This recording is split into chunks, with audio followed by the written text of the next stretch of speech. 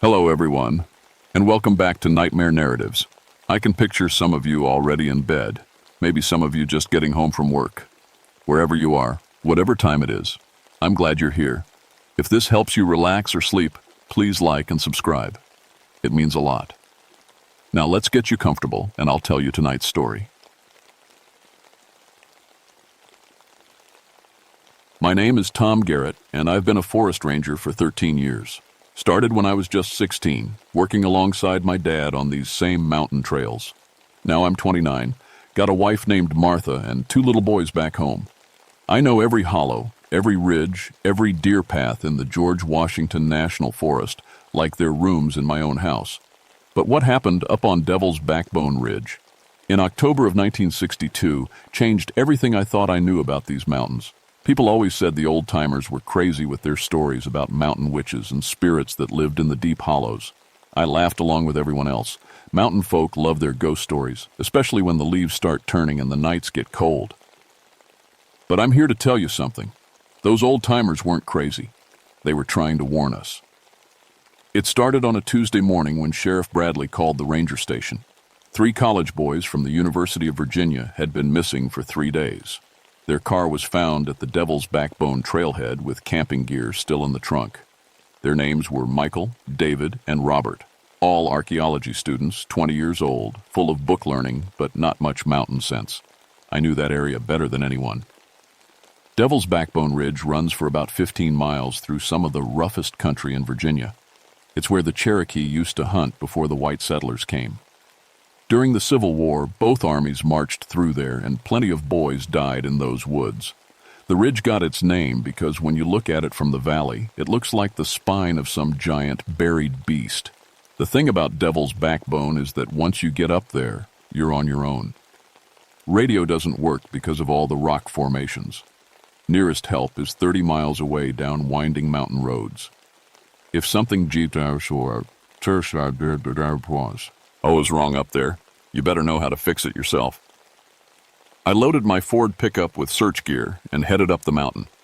The October air was cold and sharp with that smell of dying leaves and coming frost.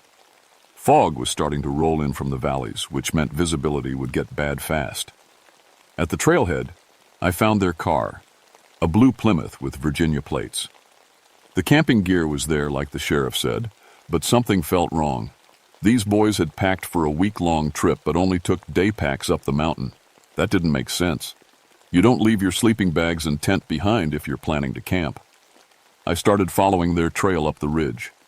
The ground was soft from recent rain, so their boot prints showed up clear as day. But here's what bothered me. Their tracks led straight up the mountain, taking the hardest possible route. Any fool knows you follow the valleys when you're carrying heavy packs. These boys were heading up like they had someplace specific to go. About 2 miles up, I found their first campsite. They'd built a fire ring, but it was all wrong. Instead of a simple circle of rocks like any normal person would make, they'd arranged the stones in some kind of pattern. Looked almost like symbols. And scattered around the fire were things that didn't belong. Bits of pottery, some old bones, what looked like arrowheads. That's when I started to get an uneasy feeling in my stomach. These archaeology boys hadn't just gotten lost. They'd been digging around up here, looking for Indian artifacts, and from what I could see, they'd found some. The mountain got real quiet then. I've spent my whole life in these woods, and I know mountain quiet. Usually it's peaceful, just wind in the trees, maybe a bird calling, squirrels chattering. But this was different. This was the kind of quiet that makes your skin crawl. And like the whole mountain was holding its breath. I checked my compass and radio before heading deeper into the woods. The compass needle was jumping around like it couldn't make up its mind. Which way was north? When I tried the radio, all I got was static mixed with something that sounded like voices calling from very far away. Equipment problems happen in the mountains.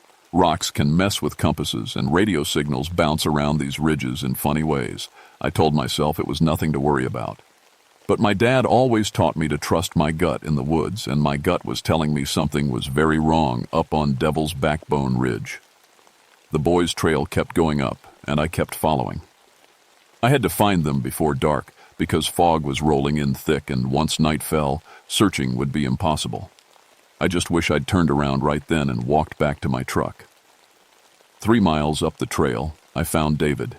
He was hanging 20 feet up in an old oak tree, his body twisted in the branches like he'd been thrown there by a tornado. But there hadn't been any storms that week, and there wasn't any rope or climbing gear anywhere around. I stared up at that boy for a long time, trying to make sense of what I was seeing. His face was white as paper, mouth open like he'd been screaming.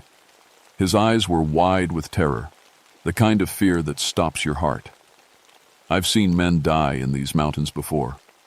Bears, falls, heart attacks. But I'd never seen a look like that on anyone's face. I called for my partner, Jim Bradley, on the radio. Jim had been ranging these mountains for 8 years, and he knew Devil's Backbone almost as well as I did. Through the static, I managed to tell him where I was and what I'd found. "Stay put, Tom," his voice crackled back. "I'm bringing dogs and a recovery team. Be there in 2 hours." 2 hours felt like 2 days. I made camp under that tree and tried not to look up at David hanging there in the branches. The fog was getting thicker, and the temperature was dropping fast. By the time I heard Jim's truck grinding up the mow, and road, it felt like winter had come early to Devil's Backbone Ridge. Jim brought 3 other rangers and 2 tracking dogs, Scout and Rex, the best search dogs in the Forest Service. These dogs had found lost hikers, escaped prisoners, even dead bodies buried under avalanches. There wasn't much they couldn't track, but when we brought them to the base of that oak tree, both dogs started whimpering and backing away. Scout, who'd never shown fear of anything in his life, lay down flat on his belly and wouldn't move. Rex started howling, not barking, but a long, mournful sound like he was mourning something. "What's got into them?" Jim asked, pulling on Rex's leash. I didn't have an answer. The dogs kept looking up at David's body and whining. Then Scout did something I'll never forget. He looked right at me, and his eyes were full of human fear. Not dog fear, the kind of afraid that comes from understanding something terrible is about to happen. That's when Scout just died. Right there at the base of the tree. No warning, no sickness. His heart just stopped, and he fell over on his side with that same look of terror on his face that David had up in the branches. Jim stared at his dead dog, then at David's body, then at me. "Tom, what the hell happened up here?" Before I could answer, we heard a woman's voice calling from deeper in the woods. "Help me! Please, someone help me!" The voice was clear as a bell, coming from maybe half a mile up the ridge. It sounded young, scared, desperate. Could be someone else was lost up here. Could be one of the other college boys had found a girl hiker in trouble. "That way," Jim pointed toward the sound. "Come on." We left 2 rangers with David's body and Rex, who wouldn't stop howling. Jim and I headed up the ridge toward the voice. The fog was so thick now we could barely see 10 feet ahead. Our flashlight beams just buzzed back at us like we were walking through clouds. "Help! I'm hurt! Please!" The voice came again, but this time it seemed to be coming from a different direction. Jim looked at me with confusion. "Did she move?" We changed course, following the sound, but every time we got close to where the voice seemed to be coming from, it would call out from somewhere else. We spent an hour walking in circles through that thick fog, following a woman who seemed to be everywhere and nowhere at once. That's when I realized what was happening. The voice wasn't leading us to someone who needed help. It was leading us away from camp, away from help, deeper into the hollow where the fog was thickest and the mountain was darkest. "Jim," I said, grabbing his arm, "we need to go back." "But there's someone out there who needs—" "No," I said, and my voice came out harder than I meant it to. "There's no woman out there. Listen to how her voice moves around. Listen to how it never gets closer no matter how far we walk." Jim stopped and tilted his head, really listening for the first time. The voice called again. "Please, I'm so scared." But now we could both hear that it was coming from 3 different directions at once. "What is that?" Jim whispered. The temperature dropped another 10 degrees in the space of a heartbeat. Our breath started coming out in white puffs, and frost began forming on the tree branches around us. In the middle of October, it felt like January. That's when we saw the trees. Every oak and maple in sight had symbols carved deep into their bark. Not fresh cuts, but old scars that had healed over with new growth. The markings looked like Cherokee writing, but older somehow, cruder, like someone had been carving warnings into these trees for hundreds of years. "Tom," Jim's voice was shaking now. "I think we're on Cherokee burial ground." He was right. I should have realized it sooner. All the signs were there. The unnatural quiet, the way the animals acted, the cold spots where spirits were supposed to walk. My Cherokee friend Billy had told me rise about places like this when we were kids. Sacred places where his people buried their medicine men and warriors. Places white men weren't supposed to go. The woman's voice called one more time, but now it didn't sound quite human. It was too high, too pure, like wind blowing through a hollow log. "We're leaving," I said. "Right now." But when we turned to head back to camp, the fog had gotten so thick we couldn't see the way we'd come. Our own footprints had disappeared like the mountain had swallowed them up. We were lost on Devil's Backbone Ridge, and something that wasn't human was calling to us from the darkness. We walked for what felt like hours trying to find our way back to camp. The fog was so thick it was like being wrapped in wet wool. Our flashlights couldn't cut through it, and every tree looked the same. Worse, the symbols carved in the bark seemed to be everywhere now, covering every oak and pine we passed.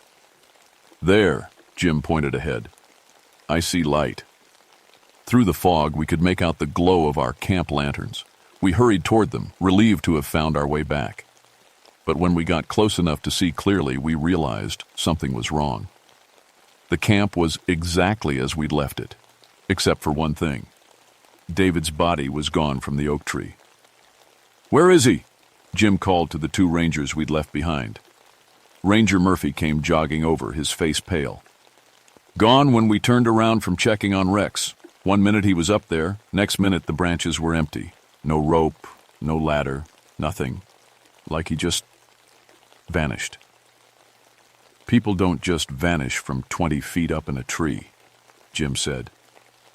But I was looking at the oak tree, and I could see that some of the branches were broken, like something had pulled David out of them with tremendous force. There were scratch marks in the bark, too, long, deep gouges that went all the way around the trunk. X was still howling. The sound was getting on everyone's nerves, but every time someone tried to calm him down, he'd just howl louder. He kept looking up at the empty branches and crying, like his heart was broken. "We need to get out of here," I said. "Pack everything up, we're heading back to town." "What about the other two boys?" Murphy asked. "Michael and Robert are still missing." I wanted to say we'd come back in the morning with more men and better equipment. I wanted to say a lot of things. But before I could speak, the woman's voice came floating through the fog again. Tom Garrett." It knew my name. Jim grabbed my arm so hard it hurt. "How does it know your name?" The voice came again, closer this time. "Tom, come find me. I need you." It wasn't the scared young woman we'd heard before. This voice was older, sadder, with an accent I couldn't place. Cherokee, maybe, or something even older. And underneath the words, I could hear something else. A sound like wind through dead leaves, or maybe crying that had gone on so long it had forgotten how to stop. "Nobody move," I whispered. "Nobody make a sound." The fog around our camp started to swirl, moving in patterns that didn't match the wind. It formed spirals and waves like invisible hands were stirring it around. The temperature dropped again until our breath came out in white clouds and frost formed on our gear. That's when we saw her. She came floating out of the fog about 50 yards away, her feet not quite touching the ground. She was an old Cherokee woman wearing traditional dress, deerskin decorated with beads and shells.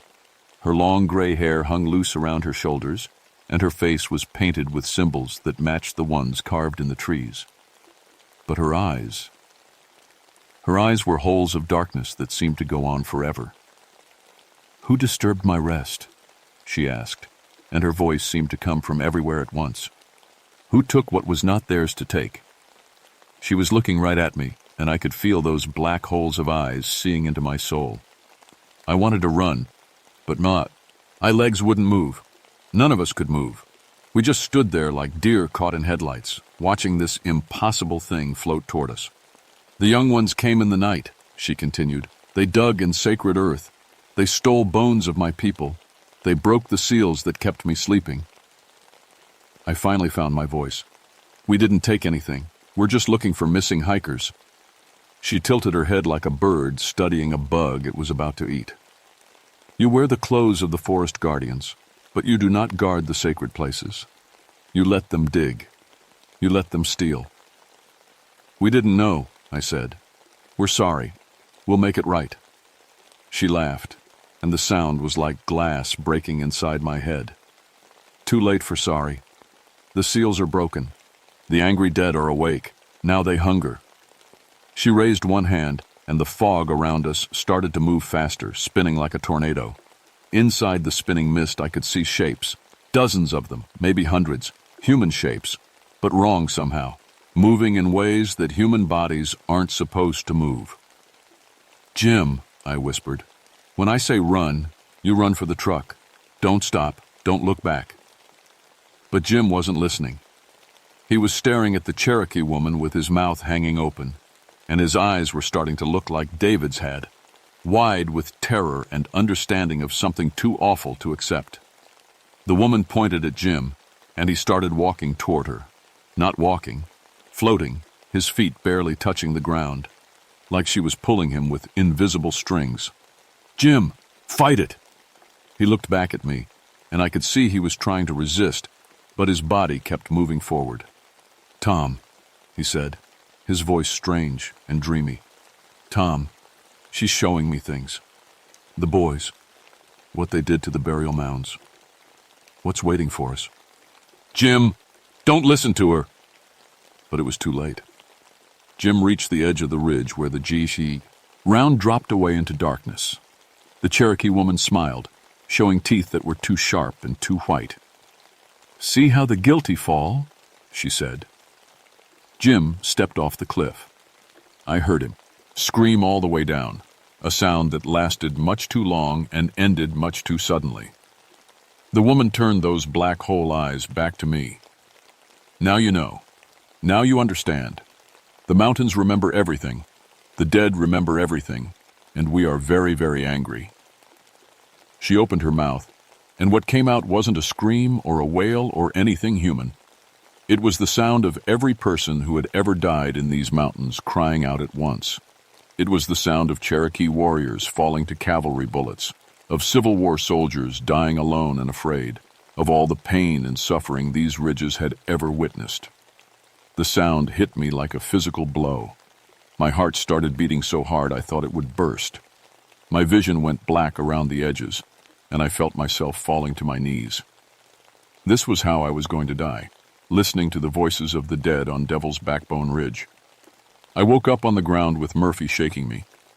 The fog had lifted a little and the Cherokee woman was gone. So were the other rangers. It was just me and Murphy left in the camp, and Rex had finally stopped howling. Where is everyone? I asked, sitting up. My chest still hurt from that terrible sound. Gone, Murphy said, his voice shaking. Jenkins and Parker just walked off into the fog while you were unconscious. I tried to stop them, but they looked right through me like I wasn't there. I looked around the empty camp. Our gear was scattered everywhere, and the lanterns were flickering like they were running out of fuel. But it was the silence that bothered me most. The same wrong kind of quiet I'd noticed when I first started tracking the college boys. We have to get out of here, I said. Help me pack the... Tom. Murphy grabbed my arm. Look. He was pointing at something lying on the ground near the oak tree. It was a leather bag, the kind archaeology students use to carry their tools. The bag was torn open, and its contents were spilled across the dirt. Bones. Human bones, old and yellow with age. Skull fragments with holes drilled in them. Pottery shards covered in symbols. Jewelry made from shells and copper, and scattered among it all photographs of burial mounds being dug up by flashlight. They were grave robbers, Murphy whispered. Those college boys weren't just camping. They were stealing from Cherokee burial sites. I picked up one of the photographs. It showed Michael, David, and Robert standing next to a hole they'd dug in the ground. They were smiling and holding up artifacts like trophy hunters with a dead deer. In the background, I could see the carved trees and the stone markers that meant sacred ground. "No wonder she's angry," I said. "They destroyed burial mounds that had been sealed for centuries." Murphy was looking through more photographs. "Tom, look at this one." The picture showed the three boys around their campfire on the first night. But they weren't alone. Standing just at the edge of the firelight was the shadowy figure of an old Cherokee woman. She was watching them with those same black hole eyes I'd seen. She was warning them, I realized. On the first night, she tried to warn them to stop digging and leave, but they didn't listen. So she killed them? Not killed, punished. There's a difference.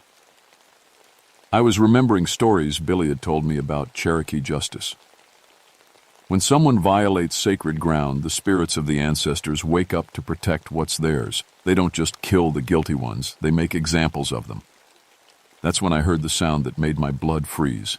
It was coming from deep in the hollow, rising up through the fog like a siren. But it wasn't mechanical. It was a human voice stretched beyond human limits, crying out in pain and rage and hunger. The death wail. Billy Hott had told me about it when we were kids, but I'd thought it was just another ghost story. Cherokee warriors were said to wail like that when they died in battle, and their spirits would keep wailing until their deaths were avenged. "Murphy, we need to leave right now." But Murphy wasn't listening. He was staring off into the fog with that same dreamy expression Jim had worn right before he walked off the cliff. "Do you hear that?" he asked. "She's calling to us. She wants to show us something." "Murphy, don't listen to her. Fight it." But he was already walking away from camp, following the sound of that terrible wailing. I grabbed his arm and tried to pull him back, but he was stronger than me, and something else was pulling him from the other direction. "Let go, Tom. She's showing me where the other boys are. She's showing me the truth about what happened here." "Murphy!" But he pulled free and disappeared into the fog. I heard his footsteps for a few seconds. Then nothing. Just that awful wailing sound getting closer and closer.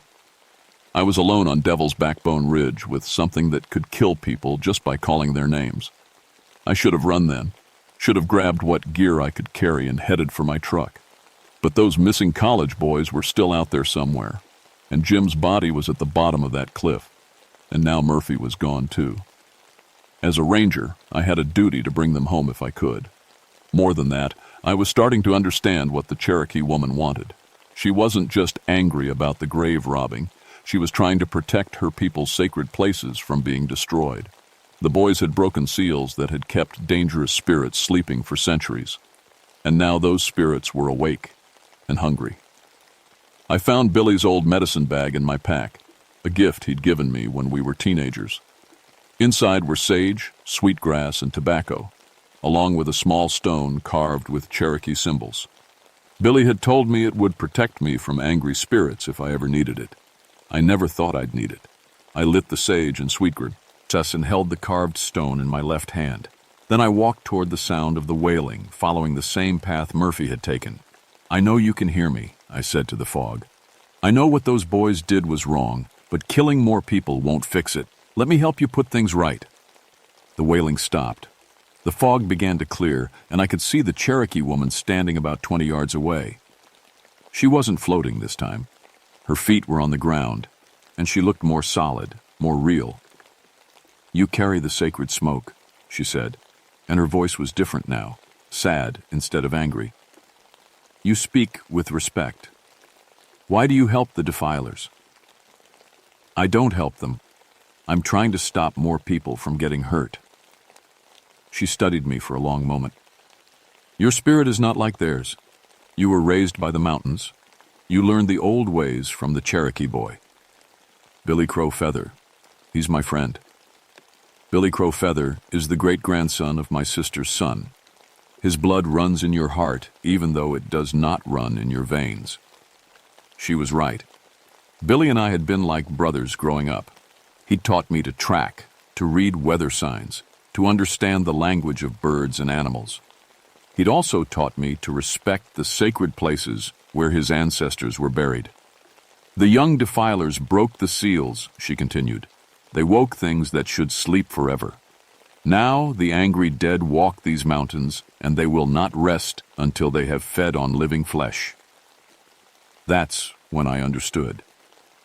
The Cherokee woman wasn't the real danger. She was trying to protect people from something much worse. The college boys had disturbed burial sites that contained not just bodies, but the spirits of Cherokee warriors who had died violent deaths. Spirits that had been magically bound and sealed to keep them from harming the living. Now those seals were broken, and the warriors were thus free to hunt. "How do I fix it?" I asked. She smiled, and for the first time, her smile looked human. "Blood must be paid for blood. The defilers must face the ancestors they disturbed. But you may choose your path." The fog swirled around us, and when it cleared, I could see them, dozens of ghostly Cherokee warriors standing among the trees. Their faces were painted for war, and their eyes burned with ancient rage. They were holding spectral weapons, tomahawks, war clubs, bows with arrows made of shadow, and walking among them, their faces blank with terror, were Michael, Robert, Murphy, Jenkins, and Parker. The college boys and my fellow rangers, all under the control of the angry dead. The Cherokee woman looked at me one last time. "Choose," she said. "Join them in their punishment, or leave this place and never speak of what you have seen." I looked at my friends and colleagues walking like sleepwalkers among the spirits of dead warriors. I thought about Jim at the bottom of that cliff, and David hanging in the tree, and Scout dying of fear. Then I thought about Martha and my 2 boys waiting for me at home. I chose. I walked away from Devil's Backbone Ridge that night, leaving the dead to claim their justice from those who had disturbed their rest. The Cherokee woman kept her word. The spirits didn't follow me, and by dawn, I was back at my truck. The official report said that 5 men had died in a hiking accident on Devil's Backbone Ridge. Jim Bradley fell from a cliff face during the search. The 3 college students and 2 rangers were found at the bottom of various ravines, victims of the fog and treacherous terrain. Equipment failure was blamed for the radio problems, and the unusual animal behavior was attributed to an early winter storm. Nobody questioned why all the bodies had the same expression of absolute terror on their faces. I never told the truth about what happened up there. Who would believe it? More important, the Cherokee woman had made it clear that some truths were too dangerous to share. The fewer people who need. Oh, about the sacred burial grounds on Devil's Backbone Ridge, the safer those places would remain. But she changed me, that spirit woman. When I walked away from those mountains, I brought something back with me, a sensitivity to things that most people can't see or hear. I can tell when I'm in a place where something violent happened. I can sense when spirits are restless. And sometimes, late at night when the fog rolls in thick, I can hear voices calling from places where they shouldn't be. I use this gift to protect people. When hikers plan to camp in areas that feel wrong to me, I find reasons to redirect them. When children wander too close to hollow places where old things sleep, I guide them away. I've become a guardian of the boundaries between the living world and the world of the dead. Martha noticed the change in me right away. I was quieter, more serious, quicker to worry when the boys played too far from the house. She asked me what happened on Devil's Backbone Ridge, but I just told her it was a difficult search that ended badly. She didn't push for details, but sometimes I catch her watching me with concern in her eyes. My oldest boy, Tommy, started having dreams about Cherokee warriors after I came back. He'd wake up talking about painted faces and sacred grounds. I think some of what I brought back with me passed to him, the way these things sometimes do in families. I'm teaching him what Billy taught me, how to respect the old places, how to read the signs that say danger, how to walk quietly in the woods so he doesn't disturb things that should be left alone. The burial grounds on Devil's Backbone Ridge are safe now. I make sure of that. The Cherokee woman still watches over them, and the angry dead have returned to their rest. But the scars remain, in the carved trees, in the disturbed earth. and in the memories of anyone who was there that October or night. 3 years have passed since then, and I still walk those mountains every day as part of my job. But I give Devil's Backbone Ridge a wide berth, and I make sure other people do the same. The trail maps I issue to hikers always seem to have that area marked as temporarily closed for erosion control or wildlife protection zone. Sometimes, when the fog rolls in thick and the temperature drops suddenly, I hear her voice on the wind. Not calling for help like she did that night, but singing. Cherokee songs that Billy taught me when we were children. Songs about honoring the ancestors and protecting sacred ground. She's not angry anymore. She's just watching, making sure no one else makes the same mistake those college boys made. And I'm watching too, from my side of the boundary between worlds. Because some places are too sacred to disturb, and some secrets are too dangerous to tell, and some debts can only be paid in blood and silence. The mountains remember everything. The dead remember everything. And they're always listening. My name is Tom Garrett, and I've been a forest ranger for 16 years now. What I told you happened on Devil's Backbone Ridge in October of 1962, and every word of it is true. But if anyone asks, it was just a hiking accident. Some truths are meant to stay buried.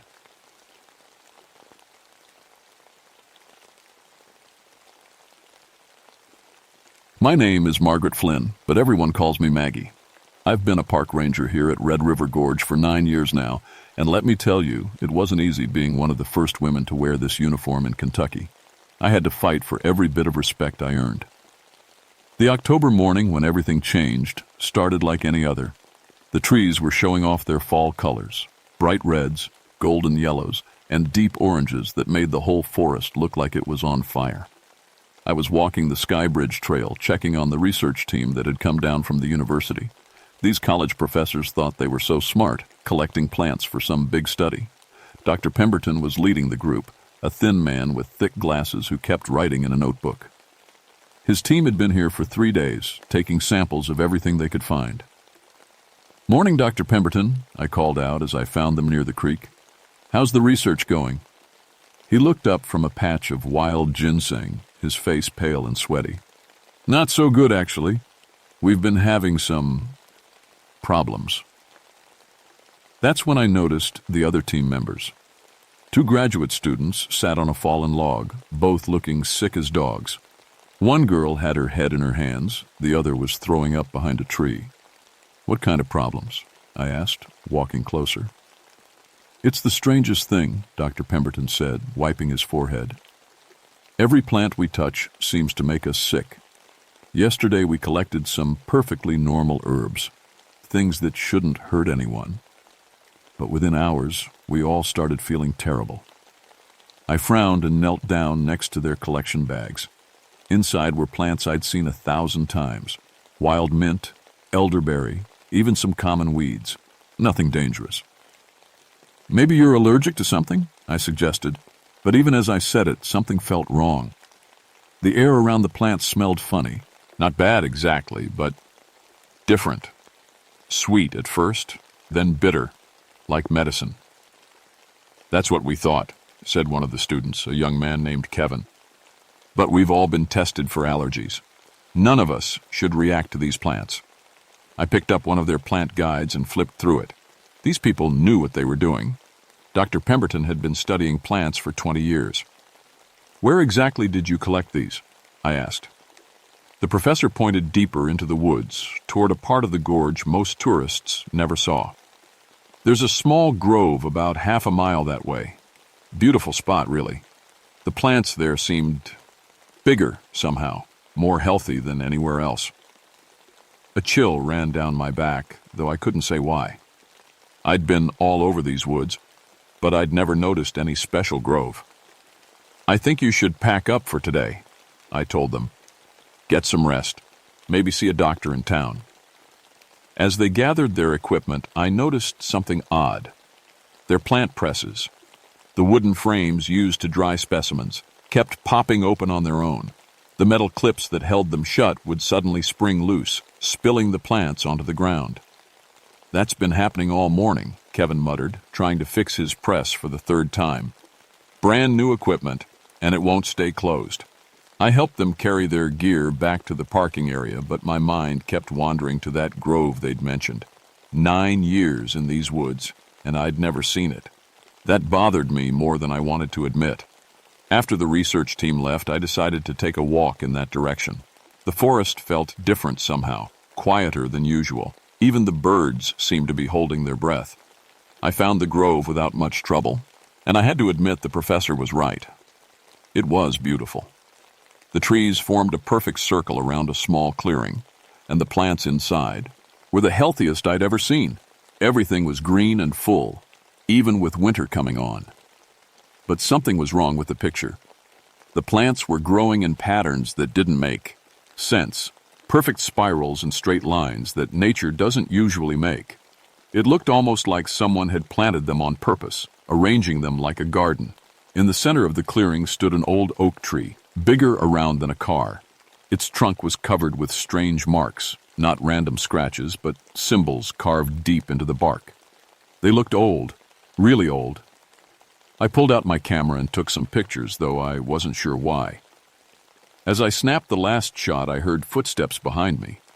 I turned around expecting to see a lost hiker, but there was no one there. The footsteps stopped too, like whoever it was had been walking in perfect time with me. "Hello?" I called out. "Anyone there?" Nothing but silence. I decided it was time to head back, but as I walked toward the tree line, I could swear I heard something else. A woman, humming quietly, like she was working on some pleasant task. The sound seemed to come from everywhere and nowhere at once. The next morning brought bad news. Dr. Crawford, our park medic, called me at 6 a.m. "Maggie, you need to get down to the hospital," he said, his voice tight with worry. "That graduate student from yesterday, Kevin, he's in intensive care." I threw on my uniform and drove to town as fast as I could. At the hospital, Dr. Crawford met me in the hallway, his face grim. "It doesn't make sense," he said, leading me toward the ICU.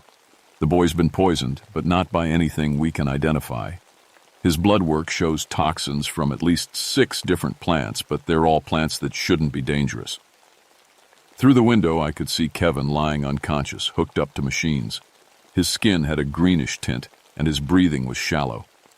"What do the doctors think?" I asked. "They're stumped. Some of these toxins don't even exist in nature, at least not in the combinations they're finding in his blood. It's like someone mixed the most dangerous parts of different plants together." I thought about the grove, about the strange patterns in the plants, about the footsteps I'd heard. "What about the other team members?" "Sick, but not as bad. They're at home resting. Dr. Pemberton called this morning. He wants to come back and collect more samples. Says he needs to figure out what went wrong." "No," I said quickly. "Keep them out of the park for now, at least until we know what's happening." Dr. Crawford gave me a strange look. "You think there's something dangerous out there?" I didn't answer right away. How could I explain the feeling I'd had in that grove? How could I tell him about hearing footsteps from no one and humming from empty air? "I just think we should be careful," I said finally. That afternoon, I drove out to see Granny Whitaker. She lived in a tiny cabin about 5 miles from the park, and she knew more about local plants than anyone alive. People came from all over the county for her herbal remedies. Granny was in her 80s, with white hair braided down her back and hands that were always stained green from working with plants. She'd been born in these mountains and never left. "Maggie Flynn," she said, smiling as I knocked on her door. "Come in, child. I've been expecting you." That stopped me cold. "Expecting me?" "Sit down and have some tea," she said, bustling around her tiny kitchen. "We need to talk about Martha Crowley." I'd never heard that name before, but something about it made my skin crawl. "Who's Martha Crowley?" I asked, taking a seat at her wooden table. Granny poured hot water over some dried leaves in a cup and handed it to me. The tea smelled like the grove, sweet and bitter at the same time. "Martha was a healer," Granny said, settling into a rocking chair. "Lived in these mountains back in the 1830s. Knew more about plants, too, than anyone before or since. People came from hundreds of miles away for her help." I sipped the tea, waiting for her to continue. "But folks got scared. Granny went on, her voice dropping. Low. Started calling her a witch, said she made pacts with the devil, that her plants were cursed. Truth was, she was just smarter than them, and that scared them. What happened to her? Granny's eyes got sad. They killed her, dragged her out of her home one night in 1834, and hanged her from the big oak tree in her garden. Said she was poisoning people, but she never hurt a soul, only ever tried to help. The big oak tree. My blood went cold. Granny, where was Martha's garden? Same place it's always been, child. That grove where your research people got sick. Martha's been tending those plants for almost 200 years now. I set down my teacup with shaking hands. That's impossible. Martha's dead. Dead don't mean gone, Granny said simply. Especially not when someone dies angry and wronged like she did. Martha's been protecting her plants ever since.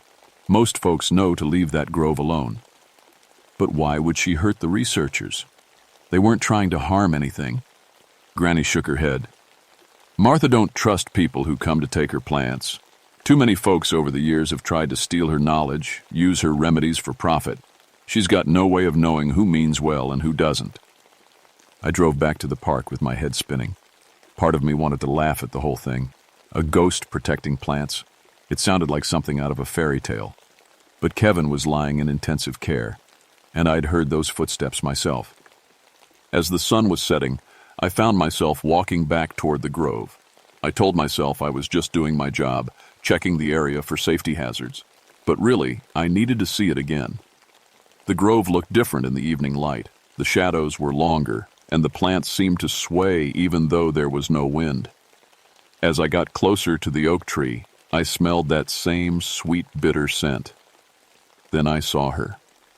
A woman stood in the center of the clearing, bent over a patch of herbs. She wore a long dress that looked like it came from another century, and her dark hair was pinned up under a white cap. She hummed softly as she worked, the same tune I'd heard the day before. I blinked hard, sure I was seeing things. But when I opened my eyes, she was still there. Hello? I called out softly. The woman looked up, and our eyes met across the clearing. Her face was kind but tired, like someone who'd been working too long at a hard job. She smiled at me and nodded, then went back to her plants. I took a step forward, and she disappeared like smoke. But on the ground where she'd been kneeling, the herbs were freshly picked, their stems still dripping with morning dew that shouldn't have existed at sunset. I didn't sleep that night. Every time I closed my eyes, I saw Martha's face, kind but sad, like she was carrying some terrible burden.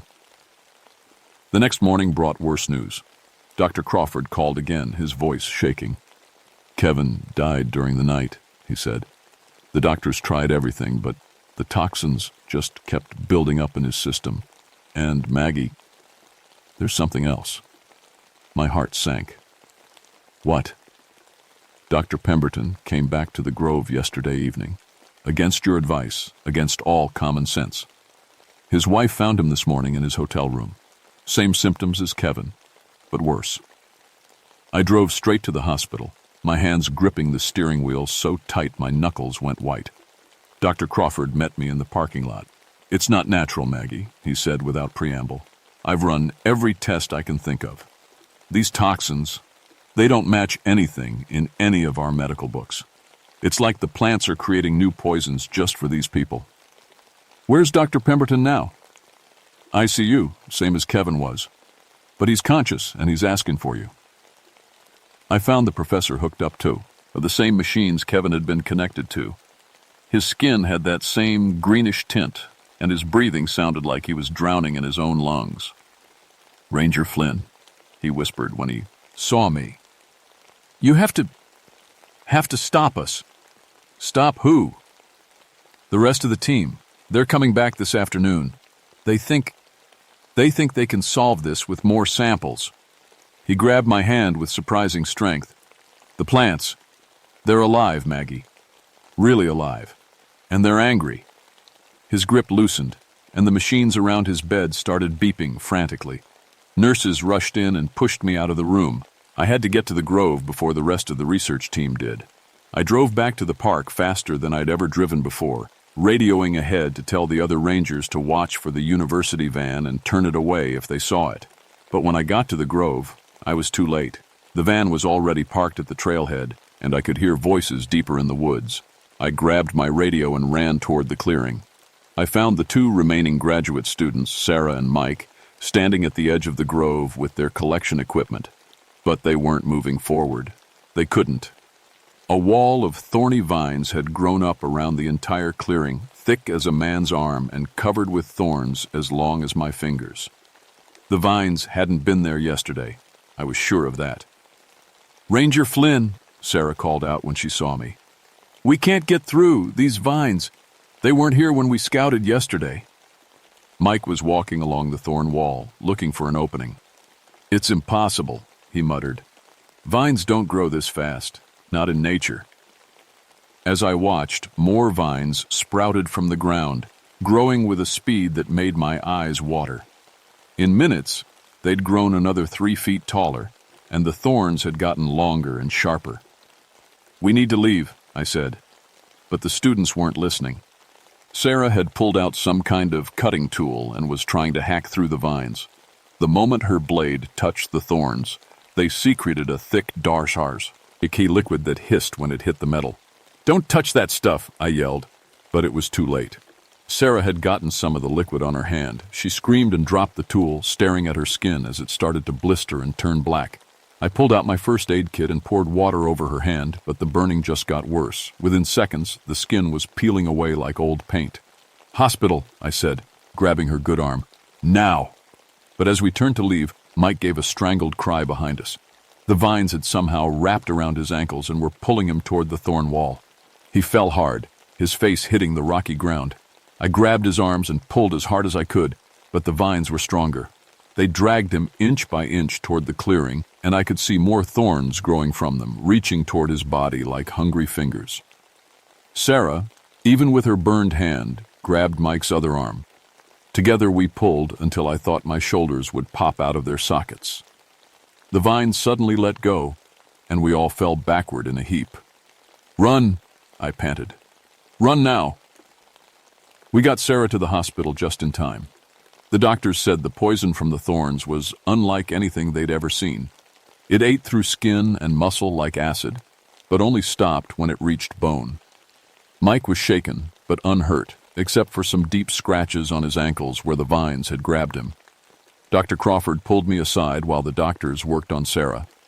"Maggie, I need to tell you something," he said, his voice barely above a whisper. "I went out to the grove this morning before the students got there. I wanted to collect some soil samples, maybe figure out what's making these plants so dangerous." "What did you find?" "Bones," he said simply. "Human bones, scattered all around that oak tree. Old ones, probably been there for decades. And something else." He pulled a small object from his pocket, a metal locket, green with age. "This was hanging from one of the branches. I think we need to find out who Martha Crowley really was." That evening, I drove back to Granny Whitaker's cabin. She was waiting for me on her porch, rocking slowly in her chair. "Found Martha's bones, did you?" she said before I could speak. I nodded and sat down on her porch steps. "Tell me the rest of the story, Granny. Tell me what really happened." Granny looked out at the darkening woods. "Martha Crowley was my great-great-grandmother's sister," she said quietly. Family never talked about her much, but the story got passed down anyway. She stood up and went inside, coming back with an old wooden box. "Martha wasn't just a healer," Granny continued, opening the box. "She was what we used to call a plant speaker. Could make things grow just by touching them. Could understand what the plants needed to be healthy." Inside the box were old papers, yellowed with age. Letters, journal pages, even some pressed flowers that still held their color. People came from all over to see her. She never charged money, just asked folks to be respectful of the land. But some people got greedy, started thinking they could steal her secrets, make money off her knowledge. Granny handed me one of the letters. It was written in faded ink, but the words were clear. Martha helps everyone who comes to her, but I fear some mean her harm. Yesterday, I saw men from town watching her garden from the woods. They carried ropes and spoke of witchcraft. I fear for her safety. The night they killed her, Granny went on, Martha cursed that grove, said her plants would protect themselves from anyone who came to steal or harm them. Most folks thought it was just the words of a dying woman, but it wasn't, I finished. No, child, it wasn't. Martha's been keeping that promise for almost 200 years now. I looked at the locket Dr. Crawford had found. Inside was a tiny picture of a woman who looked exactly like the figure I'd seen in the Grovey. If Martha Crowley was real, and she was still protecting her plants, the question was, what was I going to do about it? Dr. Crawford died that night. I got the call at 3 a.m. The hospital said he'd been found in his office, slumped over his desk. Same symptoms as the others, plant poisoning, but from toxins that shouldn't exist. On his desk was a note in his handwriting. Gone to Grove, must understand. If something happens, tell Maggie the spores were already inside me. I drove to the hospital in my pajamas and robe. The head doctor, Dr. Martinez, met me in the hallway. We don't understand it, she said, leading me to Crawford's office. Dr. Crawford never left the hospital yesterday. He was here all day working on blood samples from the other victims. But somehow, he was poisoned by the same plant toxins. I looked at Crawford's desk. He'd been working with microscope slides, studying samples from Kevin and Dr. Pemberton. But scattered around the slides were things that shouldn't have been there. Tiny mushrooms, barely visible to the naked eye, and small spores that glowed faintly in the dark. The spores, I whispered, remembering his note. They're not just in the grove. They can travel. Dr. Martinez frowned. That's impossible. Spores don't behave that way. But I was already running for my truck. If Martha's influence could reach beyond the grove, if she could send her poison anywhere she wanted, then no one was safe. I had to talk to her. The grove was different when I arrived just before dawn. The thorn wall was gone, but in its place was something worse. A garden so perfect and beautiful, it made my chest hurt to look at it. Every plant was exactly where it should be. Every flower, the perfect color. Every leaf, the right size and shape. It was like looking at a painting of paradise. Martha stood in the center of it all, tending to a patch of herbs that glowed softly in the morning light. This time she didn't disappear when she saw me coming. You keep coming back, she said, her voice like wind through leaves. Even after I warned you. You killed them, I said, my voice shaking. Kevin, Dr. Pemberton, Dr. Crawford. They were good people. Martha straightened up and looked at me with those sad, tired eyes. They came to steal, she said simply. Just like all the others. They wanted to take my plants, study them, make money from them. No, they were trying to learn, to understand. To understand how to use them, Martha corrected. I've seen it before, Maggie Flynn. People come with pretty words about science and learning, but they always want to take.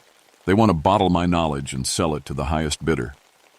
She walked closer to me, and I could see that she wasn't quite solid, more like a person-shaped shadow filled with green light.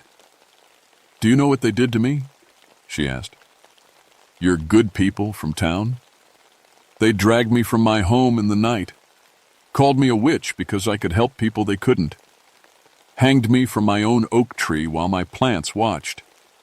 The air around us started to shimmer, and suddenly I could see it all.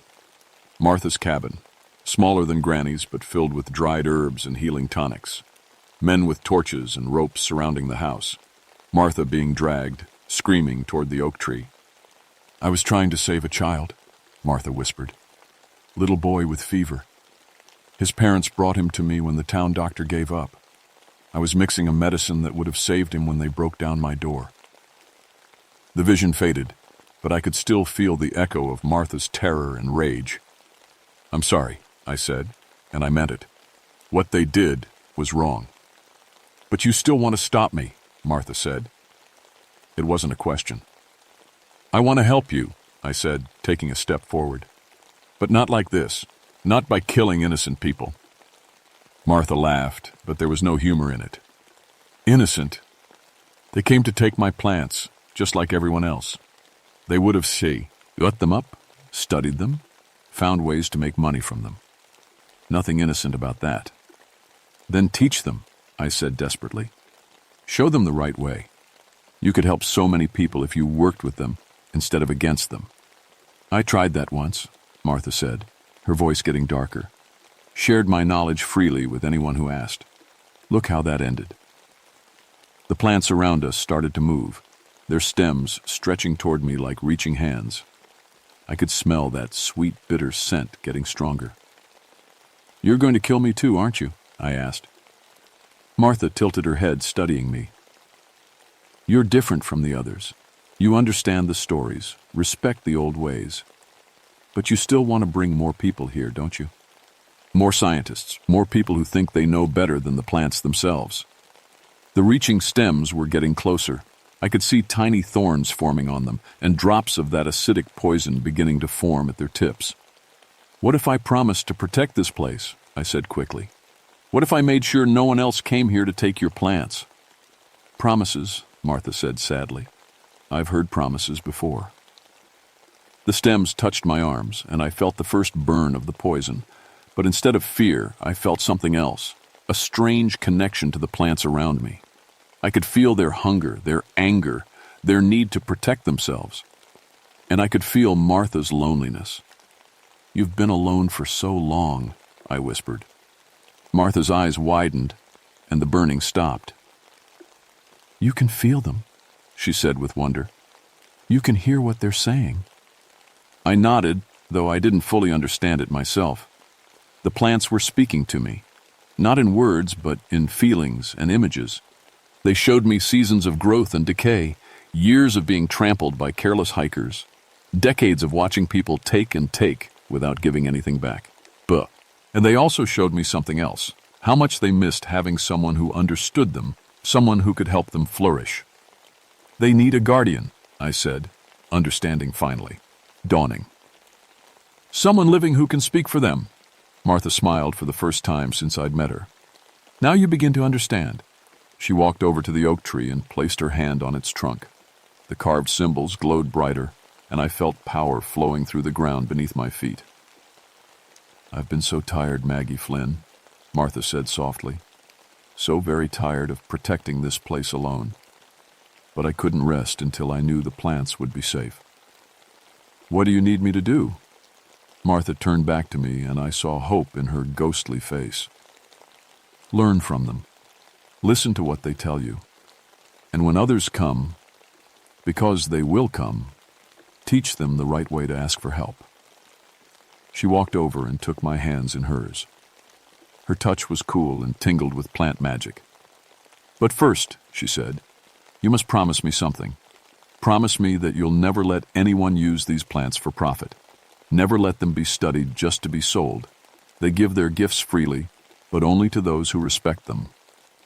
"I promise," I said, and I felt the words bind themselves to my soul with green fire. Martha smiled and began to fade away like morning mist. "Then I can finally rest." As she disappeared, I felt knowledge flowing into my mind. Centuries of plant wisdom, healing recipes, the secret names of every herb in the grove. It was overwhelming and wonderful and terrifying all at once. When the last trace of Martha was gone, I stood alone in the perfect garden, with the morning sun filtering through the oak leaves and the plants whispering their secrets in my ear. I was no longer just a park ranger. I was their guardian now. 3 months later, I submitted my report to the Park Service. I called it Environmental Hazard Assessment, Red River Gorge Botanical Incident. The official story was simple. The research team had encountered a previously unknown fungal contamination in a remsiviems, oat grove. The area was declared off-limits to unauthorized personnel due to the presence of toxic spores that could cause severe allergic reactions. The grove was quietly reclassified as a protected research area, with access restricted to qualified personnel only, meaning me and anyone I personally approved. The families of Kevin, Dr. Pemberton, and Dr. Crawford received generous compensation from the Park Service's emergency fund. The official cause of death was listed as exposure to unknown botanical toxins. It wasn't the whole truth, but it was true enough. Sarah recovered from her hand injury, though she still wears a glove to cover the scars. She never asked to come back to the grove, and I never offered. Mike finished his degree and got a job with the Forestry Service in Oregon. He sends me a Christmas card every year, but he's never mentioned that day in the grove. As for me, well, my life changed in ways I'm still figuring out. The plants do talk to me now, though it's not like having a conversation with a person. It's more like understanding the mood of a room when you walk into it, or knowing when a storm is coming by the way the air feels. I know when hikers have walked through the forest without respecting it. I can tell when someone has been careless with fire or litter, and I know always when someone approaches the grove with the wrong intentions. Most people never make it past the outer ring of trees. They get turned around somehow, find themselves walking in circles until they give up and go home. The forest itself guides them away. But sometimes, someone comes with the right heart, someone who really needs help, who approaches the plants with respect and genuine need. Those people I guide to the grove myself. Old Mrs. Henderson from town, whose arthritis was so bad she couldn't hold a coffee cup. The herbs Martha's garden provided helped her mow, than any medicine the doctors had given her. Little Tommy Walsh, who had seizures that no hospital could control. His mother brought him to me in desperation, and the plants showed me exactly which combination of leaves and roots would give him relief. I never charge money. That was part of my promise to Martha. But people find ways to give back, helping with trail maintenance, volunteering for cleanup days, spreading the word that this forest is special and needs to be protected. I still see Martha sometimes, usually on foggy mornings or just before sunset. She doesn't speak anymore, but she nods approvingly when she sees how well I'm caring for her garden. The Park Service thinks I've become something of a local expert on botanical hazards. They send people to me when they encounter unusual plant problems in other parks. I help when I can, but I'm always careful not to reveal too much about what I can do.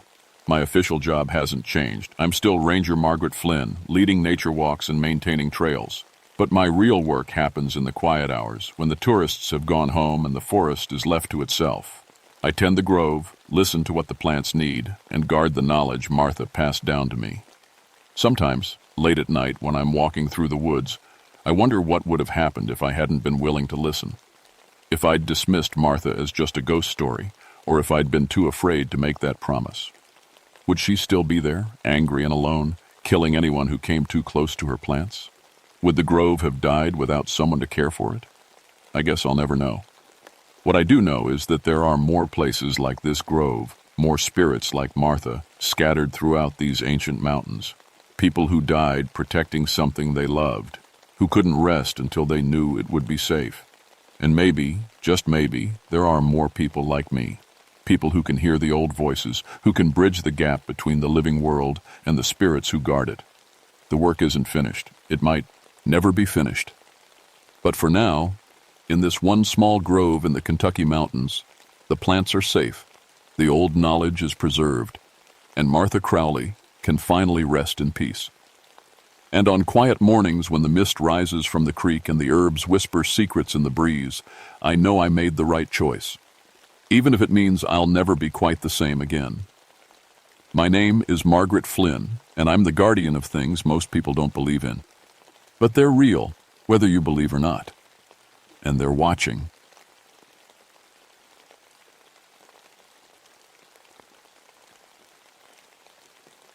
My name is Samuel Hawkins, Sam to most folks.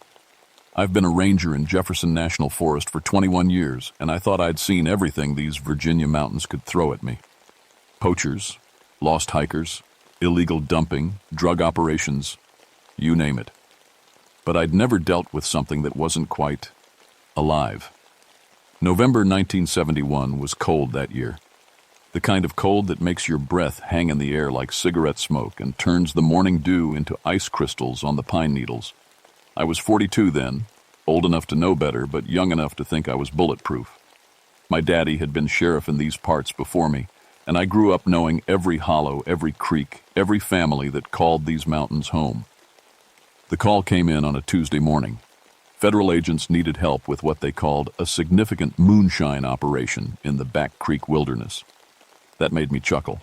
Significant to them, maybe, but to us locals, making shine was as natural as breathing. Had been since before Prohibition, would be long after these federal boys went back to their desks in Richmond. Agent Patricia Stone was waiting for me at the ranger station when I pulled up in my truck. She was maybe 35, all business in her dark suit and shiny badge. Her partner was Agent Miller, a thin man with nervous eyes who kept checking his watch like he had somewhere better to be. Ranger Hawkins? Stone extended her hand, strong grip. We appreciate the assistance. We understand you know these mountains better than anyone. I nodded. Born and raised. What exactly are we looking for? She pulled out a manila folder thick with photographs and reports. Intelligence suggests a large-scale operation somewhere in the Back Creek drainage. Multiple stills, sophisticated distribution network. We've been tracking it for months, but every time we get close, the operation seems to disappear. That got my attention. Moonshiners were clever, sure, but they couldn't just vanish. What do you mean, disappear? Miller spoke up for the first time. 3 separate raids in the past 2 months. Each time we had solid intel, fresh tracks, warm stills, evidence of recent activity. But when we moved in, he shrugged. Nothing, like they knew we were coming hours before we arrived. I studied the photographs. The still sites looked familiar. Good water, hidden locations, easy escape routes. Someone who knew these mountains was running this operation. Any idea who? Stone shook her head. That's where you come in. We need someone who knows the local families, the old hiding spots, the traditional routes. I agreed to help, though something about the whole thing felt off. In my experience, mountain people didn't run operations this sophisticated. They made their shine, sold it to trusted folks, and kept their heads down. This sounded more like organized crime than traditional moonshining. We headed out that afternoon, taking the old logging road that wound deep into Back Creek wilderness. The trees were mostly bare, their black branches reaching up like skeleton fingers against the gray sky. This time of year, you could see farther through the woods, which made it easier to spot things that didn't belong. There, Stone pointed to a thin column of smoke rising from a hollow about a mile away. That's got to be them. But as we got closer, something felt wrong.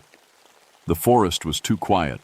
No birds, no squirrels chattering, no insects buzzing.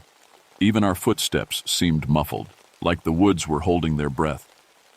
The smell hit us first. That sweet, sour scent of corn mash mixed with wood smoke. But underneath it was something else, something that made my skin crawl. Like the air before a thunderstorm, all electric and heavy. We found the still in a small clearing beside a natural spring. It was a beautiful setup.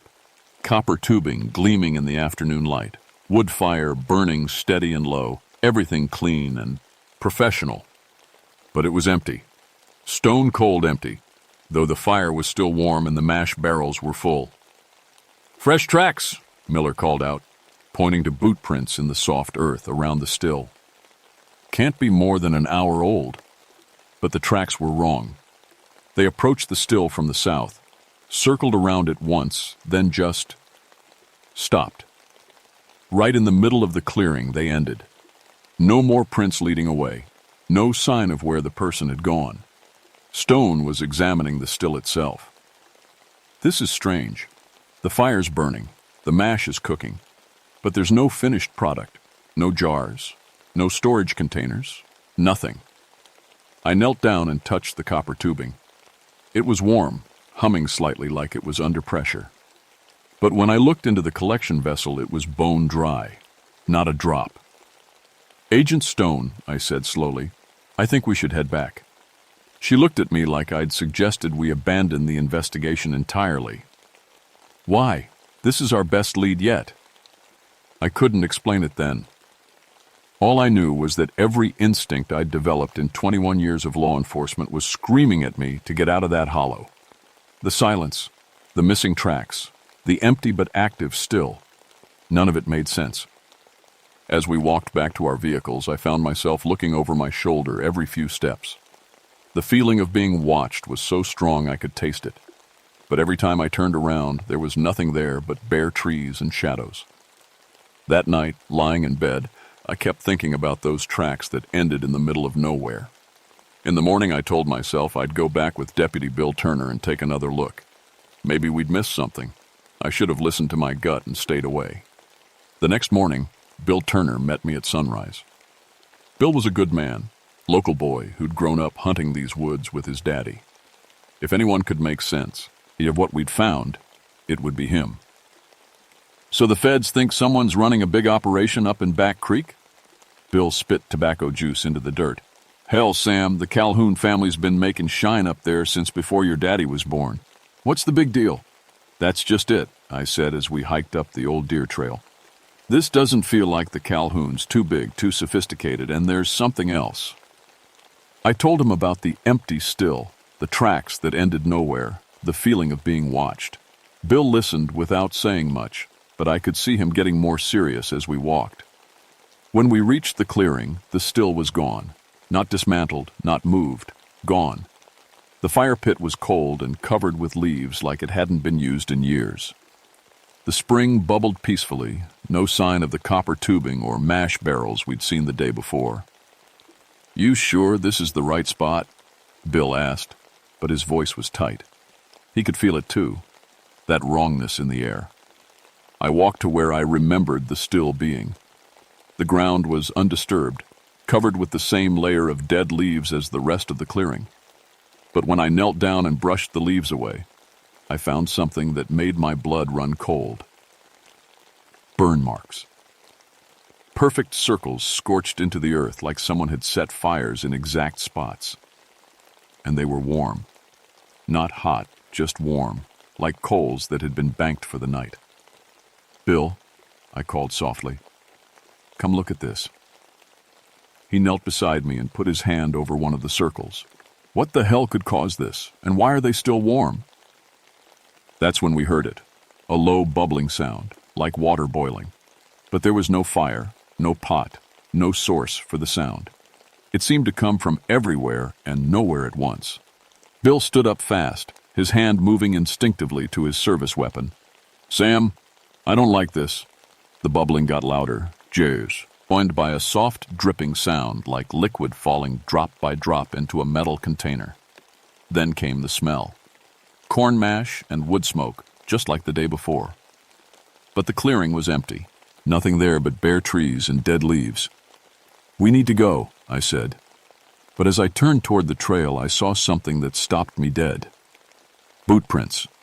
Fresh ones, leading from the tree line to the center of the clearing. But these weren't the same prints from yesterday. These were older-style boots, the kind mountain men wore 50 years ago. Heavy leather with thick soles, laced up high. Bill saw them too. Those weren't here when we arrived. The prints circled the burn marks once, twice, then headed deeper into the woods. Against every instinct telling me to leave, I found myself following them. The trail led us through thick undergrowth to another clearing, this one smaller and more hidden. And there, sitting as pretty as you please, was the still. Same copper tubing, same mash barrels, same everything. But now it was running. Steam rose from the cooling coils. Clear liquid dripped steadily into glass jars. The fire burned low and steady, though I couldn't see anyone tending it. Someone's here, Bill whispered, drawing his weapon. Has to be. But as we watched from the tree line, something impossible happened. One of the glass jars filled up, lifted itself from the collection point, and set itself down with the others. No hands touched it. No person was anywhere near it. Bill made a strangled sound in his throat. Did you see? I saw it. We both saw it. The jar moved by itself, smooth as silk, like invisible hands were working the still. That's when the figure appeared. He stepped out from behind a large oak tree, like he'd been standing there all along, though I would have sworn the spot was empty seconds before. He was dressed in old work clothes, faded denim overalls, flannel shirt, heavy boots, a felt hat pulled low over his face. But something was wrong with him. He moved too smoothly, like he was floating just above the ground, and around the edges, where the sunlight hit him, he seemed thin. Not transparent exactly, but not solid either. He looked right at us. Even from 50 yards away, even with his hat shadowing his face, I could feel his eyes on us. Cold eyes. Dead eyes. Bill raised his weapon. "Police! Don't move!" The figure tilted his head like he was puzzled by the command. Then he smiled. At least, I think he smiled. It was hard to tell with the shadows, but something changed about his face that made my skin crawl. He raised one hand and pointed at us. Not threatening, just pointing, like he was taking our measure. Then he walked back behind the oak tree and disappeared. Not hid, disappeared. Bill and I both ran to the tree, weapons drawn, but there was nothing there.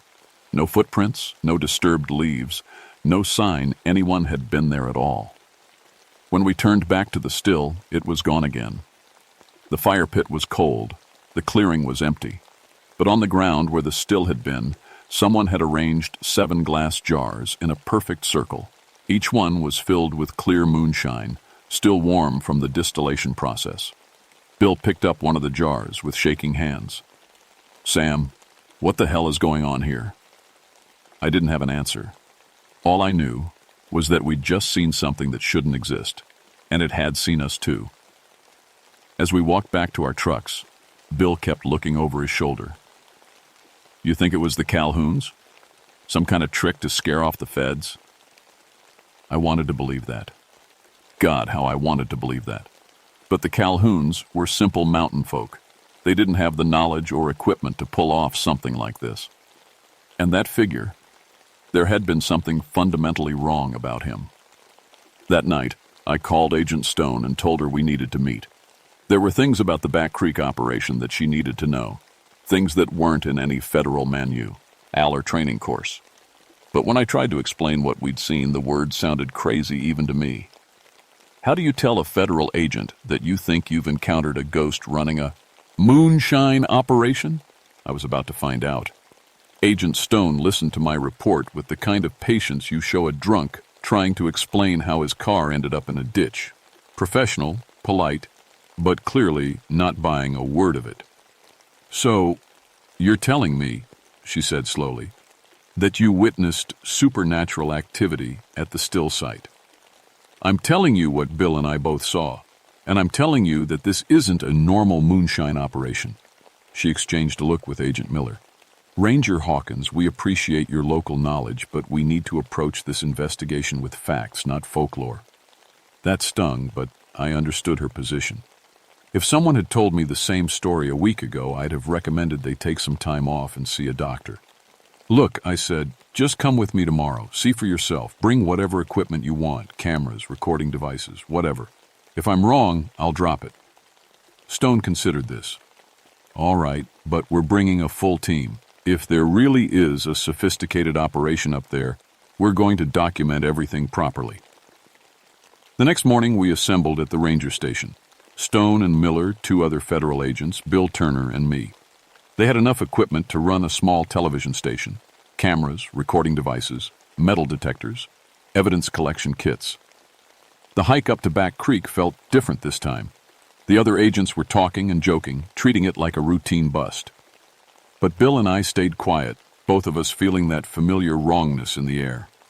As we approached the first clearing, Agent Miller's metal detectors started going crazy. The needle swung wildly back and forth, and the device emitted a high-pitched whine that made my teeth ache. "Must be interference," Miller muttered, adjusting the settings. But no matter what he did, the device wouldn't work properly. "Same thing happened to our radio yesterday," Bill said quietly. Kept picking up music, old mountain songs like from the 20s or 30s. Stone was setting up a camera on a tripod. "We'll document everything. If there are electromagnetic anomalies, we'll record them." But as soon as she turned the camera on, the image on the viewfinder started to distort. Horizontal lines ran across the picture, and the colors kept shifting from normal to sepia and back again. "Equipment malfunction," one of the other agents said. "Happens all the time in remote locations." That's when we heard the music. It came through Miller's metal detector first, a scratchy, distant sound like an old radio trying to pick up a weak signal. Then it grew stronger, clearer. Fiddle music, old-time mountain songs that my grandfather used to play on his front porch. The agents looked at each other nervously. This wasn't equipment malfunction. This was something else entirely. Lost John came home last night, so drunk he couldn't stand. He tried to kiss his loving wife. She slapped him with her hand. The song echoed through the trees, coming from everywhere and nowhere.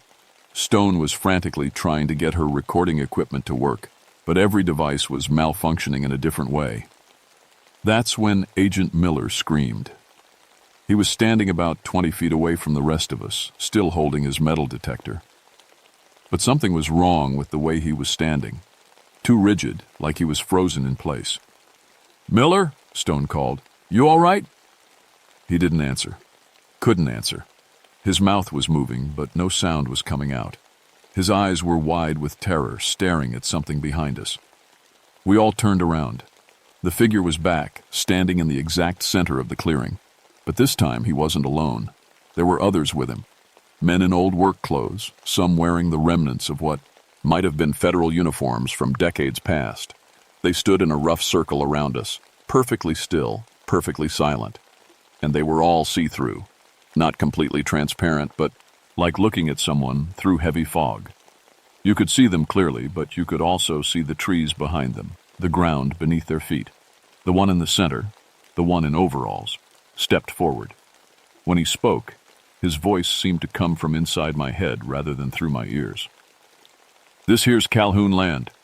Always has been. You federals best move along." Stone had found her voice. "This is United States government property. You're trespassing on federal land." The figure laughed, a sound like wind through dry leaves. "Federal land? Boy, I was making shine in this hollow before there was a federal anything, before your grandpappy was even born." "Who are you?" I asked, though part of me already knew. "Name's Ezra Calhoun. This here's my operation, my hollow, and you folks are starting to annoy me." Miller suddenly collapsed, gasping for air like he'd been held underwater. The metal detector in his hands was red hot, smoke rising from the plastic housing. "We need to leave," I said urgently.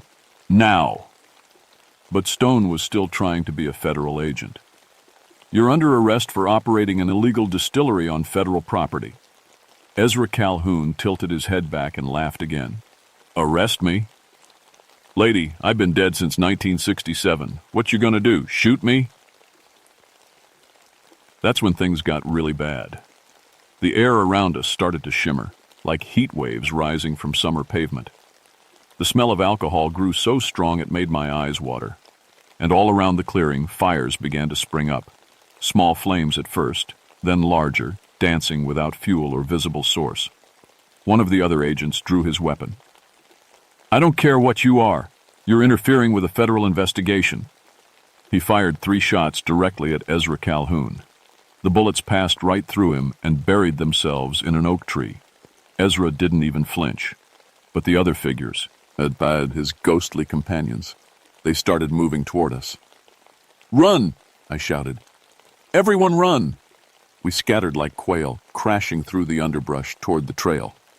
Behind us, I could hear Ezra's laughter mixing with the sound of flames crackling and old music playing.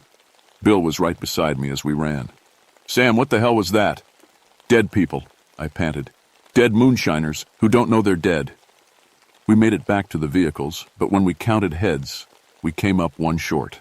Agent Stone was missing. We searched for Stone until well past dark, calling her name, retracing our steps, checking every hollow within a mile radius. Nothing. It was like she'd vanished into thin air.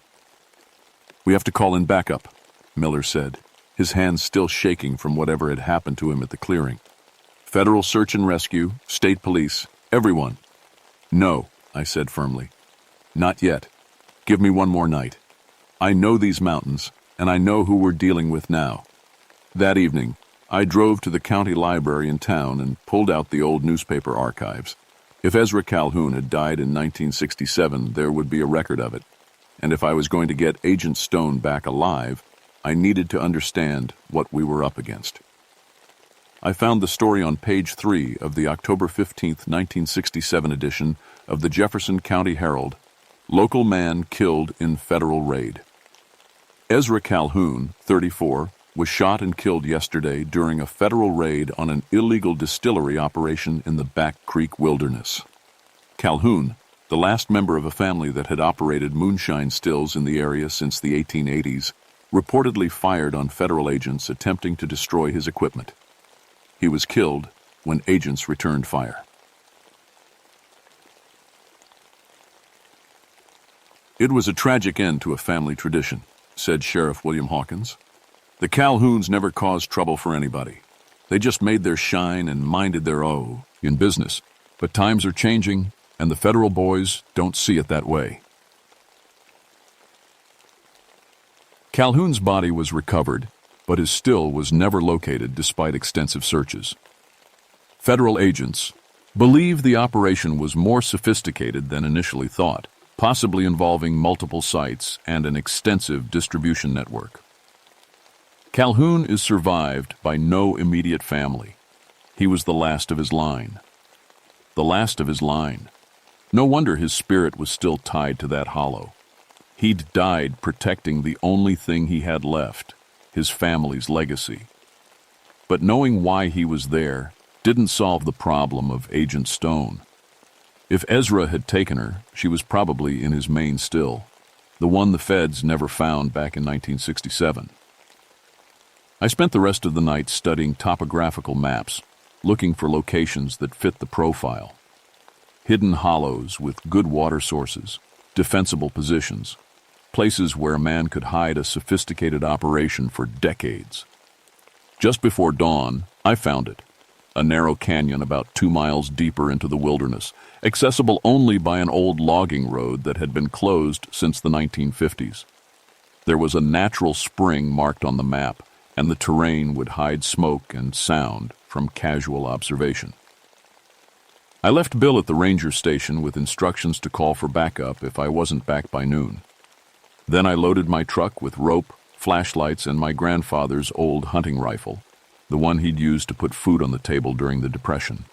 The logging road was barely passable, overgrown with decades of neglect. I had to walk the last half mile, following what might have been a deer trail through thick undergrowth. The canyon was exactly where the map said it would be, and at the bottom, hidden in a grove of old-growth pines, was the most sophisticated moonshine operation I'd ever seen. It wasn't just one still. It was a whole complex. Multiple copper stills connected by an intricate network of pipes and cooling coils, storage tanks, fermentation vats, even what looked like a small laboratory for testing alcohol content. All of it maintained in perfect condition despite being hidden in the wilderness for 50-plus years. And standing in the middle of it all, clear as day in the morning light, was Ezra Calhoun. He looked different here, more solid, more real. This was his place, his power source. Here he wasn't just a ghost haunting the woods. He was the master of his domain. Wondered when you'd figure it out, he said, his voice carrying easily across the canyon. You're smarter than the rest of them federals. Got some mountain sense in you. Where is she? He gestured toward a small cabin built into the canyon wall. Safe enough, for now. But she's been asking too many questions, poking around where she don't belong. I could see Agent Stone through the cabin's single window. She was sitting in a chair, apparently unharmed but clearly unable to leave. Let her go, Ezra. Your fight's not with her. He laughed, that dry leaf sound I was getting tired of hearing. My fight's with anyone who wants to shut down what my family built. You know how long the Calhoun's been making shine in these mountains? Since the 1880s, according to the newspaper. Before that, my great-granddaddy started the first, still in 1847. 6 generations of Calhouns learned the trade in this very hollow. And now I'm the last one, thanks to your federal friends. I understood his anger, but I also understood that he was past reasoning with.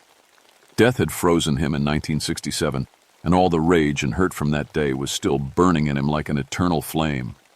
The world's changed, Ezra. Prohibition's been over for 30 years. People don't need illegal shine anymore. His eyes flashed with fury. Don't need it? Boy, you don't understand nothing. This ain't just about selling liquor. This is about family. This is about tradition. This is about not letting the government tell mountain people how to live, the air wrote. And us began to shimmer again, and I could feel the temperature dropping. Every still in the canyon started bubbling at once, steam rising from dozens of copper coils. The sound was deafening. I'm not giving up what's mine, Ezra shouted over the noise. Not for you, not for her, not for nobody. That's when I noticed the other figures appearing around the canyon rim. More dead moonshiners, more victims of federal raids over the decades. They were surrounding us, cutting off any escape route. And then I smelled something that made my blood turn to ice. Gasoline. Ezra was pouring alcohol over everything. The stills, the cabin, the wooden walkways between the equipment. Not moonshine, but raw ethanol, the kind that burns hot and fast and doesn't leave much behind. If I can't have my operation, he said, striking a match, then nobody can. The match fell. Fire erupted across the canyon floor like a living thing, racing along the alcohol trails, climbing the wooden structures, turning Ezra's hidden paradise into an inferno. But this wasn't normal fire. It burned blue and green and white, colors that fire shouldn't be, fed by supernatural rage as much as by fuel. I ran for the cabin, but a wall of flame sprang up in front of me. The heat was so intense it singed my eyebrows from 10 feet away. "Stone!" I shouted. "Can you hear me?" Her voice came back, faint but clear. "I'm okay, but I can't get out." The fire was spreading fast. Too fast. In minutes, the whole canyon would be a furnace. And somewhere in the middle of it all, Ezra Calhoun was laughing. That's when I remembered something my grandfather had told me about dealing with mountain spirits. You don't fight them. You respect them. You acknowledge their claim and find a way to honor it. "Ezra!" I called out over the roar of the flames. "I want to make a deal." The laughter stopped. The fire kept burning, but it stopped spreading. "What kind of deal?" His voice came from everywhere at once. "You let the agent go, and I promise the feds won't bother your family stills anymore. Not the old on. That's not the traditional operations. Just the big commercial stuff they're really after." Silence. The fire crackled and hissed, but Ezra didn't answer right away. "How do I know you'll keep your word?" "Because I'm mountain-born just like you. My daddy was sheriff, my granddaddy before him. We understand how things work up here." More silence. Then, slowly, the wall of fire in front of the cabin began to part. "Get her out," Ezra said finally. "But remember our deal, Sam Hawkins. You break it, and I'll come for you both." I ran through the gap in the flames and kicked open the cabin door. Stone was tied to the chair, but otherwise unharmed. I cut her bonds with my pocket knife and helped her to her feet. "How did you—" she started to ask. "I'll explain later. Right now, we run." We made it out of the canyon just as the whole complex went up in a massive explosion that shook the ground beneath our feet. When we looked back, there was nothing left but a smoking crater and the lingering smell of corn mash and brimstone. The official report listed the incident as an accidental explosion of an illegal distillery operation. Agent Stone backed up my story about finding the complex abandoned and determining it was too dangerous to approach safely. She never asked me how I knew where to find her, and I never volunteered the information. Some things are better left unexplained, especially in federal reports. The Back Creek investigation was quietly closed. The feds declared the moonshine operation destroyed and moved on to other priorities. Miller got transferred to a desk job in Richmond, said he needed a change of scenery. Bill Turner and I never talked about what we'd seen in those clearings. Mountain people have a tradition of keeping certain things to themselves, and this was definitely one of those things. But I kept my end of the bargain. Over the next few years, Whenever federal agents came around asking about moonshine operations, I'd steer them toward the commercial stuff. The big operations run by outsiders trying to make easy money. The traditional family stills, the ones that had been running for generations, I'd somehow never quite get around to mentioning. And the funny thing was, after that day in the canyon, I developed a new skill. I could smell moonshine from a mile away. Not just the obvious sense of mash and wood smoke, but something deeper.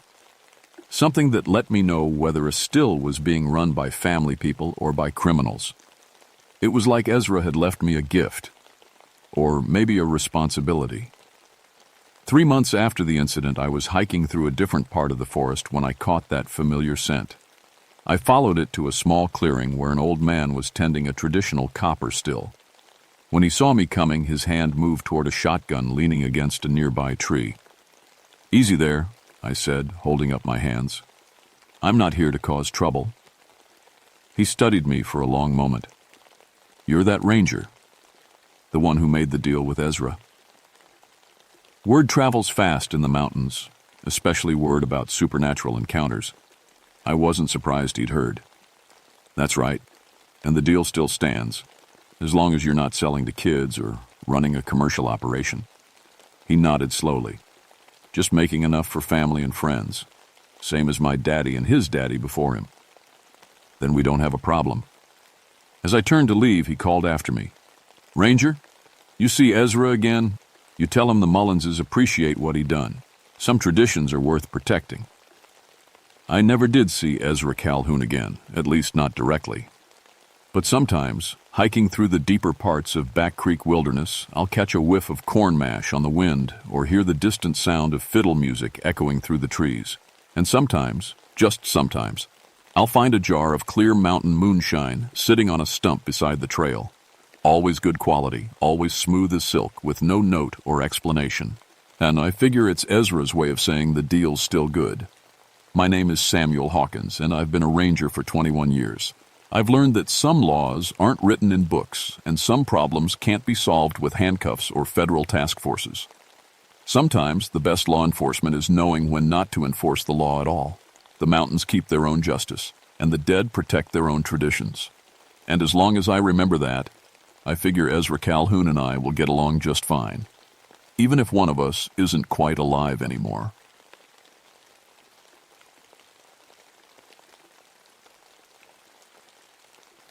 My name is David Patterson, but everyone calls me Dave. I've been a park ranger for 16 years now, and I've seen things that would make most people quit their jobs.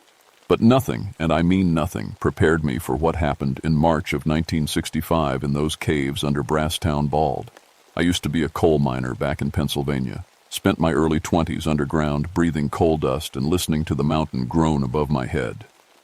When I moved to Georgia for cleaner air and a fresh start, I thought I'd left the darkness behind. Turns out, the darkness followed me. Cave rescue was my specialty. 16 years of pulling folks out of tight spots, teaching safety to weekend explorers, and mapping the endless tunnels that wind through these mountains. I knew every cave system in the Chattahoochee National Forest like my own backyard. At least I thought I did. The Cherokee used to say these caves were sacred. During the Civil War, soldiers hid in them. Early miners explored them looking for gold and silver. But there were always stories, whispers about sounds that came from deep places, about people who went in and never came out quite the same. I used to laugh at those stories. Underground monsters were minor folklore, I'd tell people, just scared men in dark places letting their minds play tricks. That was before I met one face to face. It was a Tuesday morning when the call came in. Alice Cooper from the ranger station, not the singer, just a medic with the same name, told me we had a problem. 6 college kids from the University of Georgia had gone spelunking in the Brasstown Bald Cave system. They were supposed to be back by Sunday night. It was now Tuesday, and nobody had heard from them. Probably just lost track of time, I told Alice as I gathered my gear. College kids, you know how they are. But something felt wrong from the start. The weather had been bad. Heavy rains for 3 days straight. Cave systems flood fast when the water table rises. Smart explorers know to stay out during rain season. I met Dr. Martinez at the cave entrance. He was a geologist from the university, about 50 years old, with thick glasses and hands that shook when he was nervous. His hands were shaking that morning. "Dave, I've been studying these caves for 20 years, he said, pointing at the dark opening in the mountainside. "This entrance leads to the main chamber system. But look at this." He showed me scratches in the granite around the cave mouth, deep gouges like something with massive claws had been trying to get in, or get out. "What could make marks like that?" Dr. Martinez asked. I ran my fingers along the scratches. They were fresh, maybe a few days old, and they went deep into solid rock, deeper than any tool I knew could cut. "Probably just erosion," I said, but I didn't believe it myself. "Let's get our gear and head in." Alice joined us with the medical kit and extra rope. She was tough, had to be, working rescue in these mountains. But I saw her glance at those claw marks and frown. We checked our equipment twice: carbide lamps, climbing ropes, pythons for the steep sections, first aid supplies. I had maps of the cave system rolled up in a waterproof tube. The main chamber went back about half a mile with 3 side passages we'd mapped. Beyond that, the caves got too dangerous for regular exploration. "Stay close, Tom," I told them as we entered the cave. "These passages can be tricky, and with all this rain, we might hit flooded sections." The first thing I noticed was the silence. Cave silence is different from regular quiet. It's thick, heavy silence that presses against your eardrums like deep water. But this was wrong somehow. The echoes weren't right.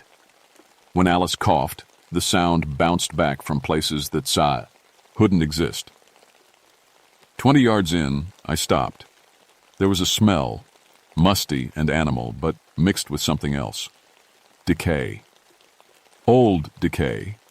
Like something had been dead down here for a very long time. "You smell that?" I asked. Dr. Martinez nodded. "Animal den, maybe? Bears sometimes use caves." But I'd been in bear caves before. This was different.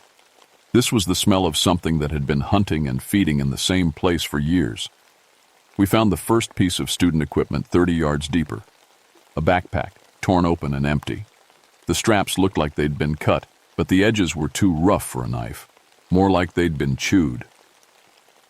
"Maybe they had to dump weight in a hurry," Alice suggested. I wanted to believe that, but the backpack was sitting right in the middle of the passage, like someone had placed it there on purpose, like bait. We followed the main passage deeper into the mountain. Our lights cut through the darkness, but somehow the dark seemed to push back. I'd been in hundreds of caves, but this felt different. The shadows moved wrong. Dr. Martinez stopped to examine the cave walls. "Dave, look at this. These formations. They're not on any of our surveys." He was right. The passage was wider than it should be, and there were side tunnels branching off that weren't on my maps.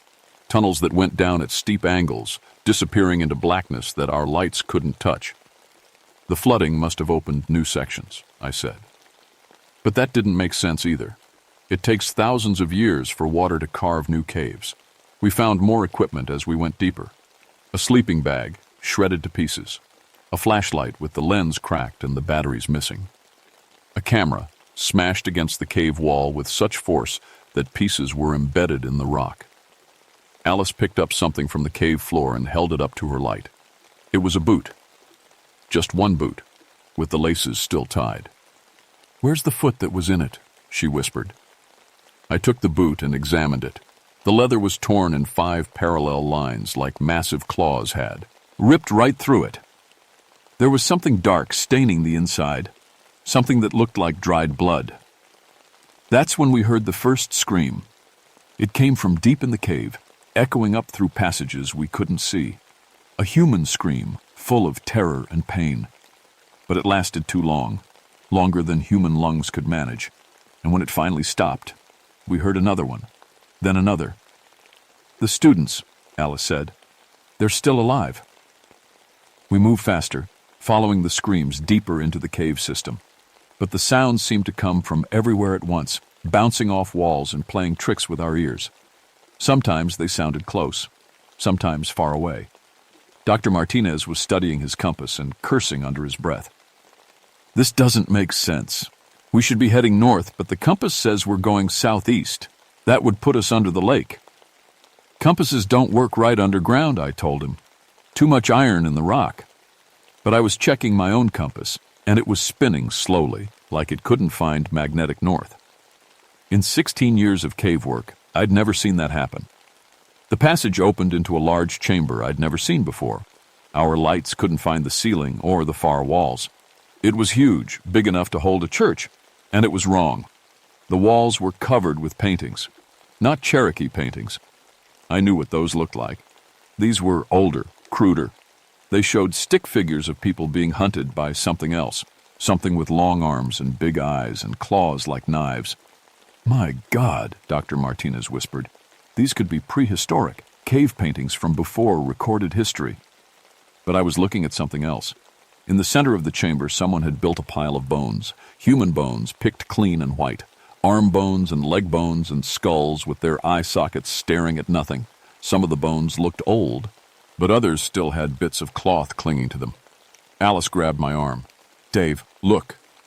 She was pointing at the bone pile. On top, arranged like a crown, were 6 college ID cards. We'd found the students, or what was left of them. Dr. Martinez was taking pictures of the cave paintings, his camera flash lighting up the chamber in quick, bright bursts. Each flash showed us more details we didn't want to see, more bones, more paintings of people being torn apart. And something else, movement in the shadows at the edge of our lights. Did you see that? Alice asked. I turned my lamp toward where she was looking, but there was nothing there. Just darkness and the sound of water dripping somewhere far above us.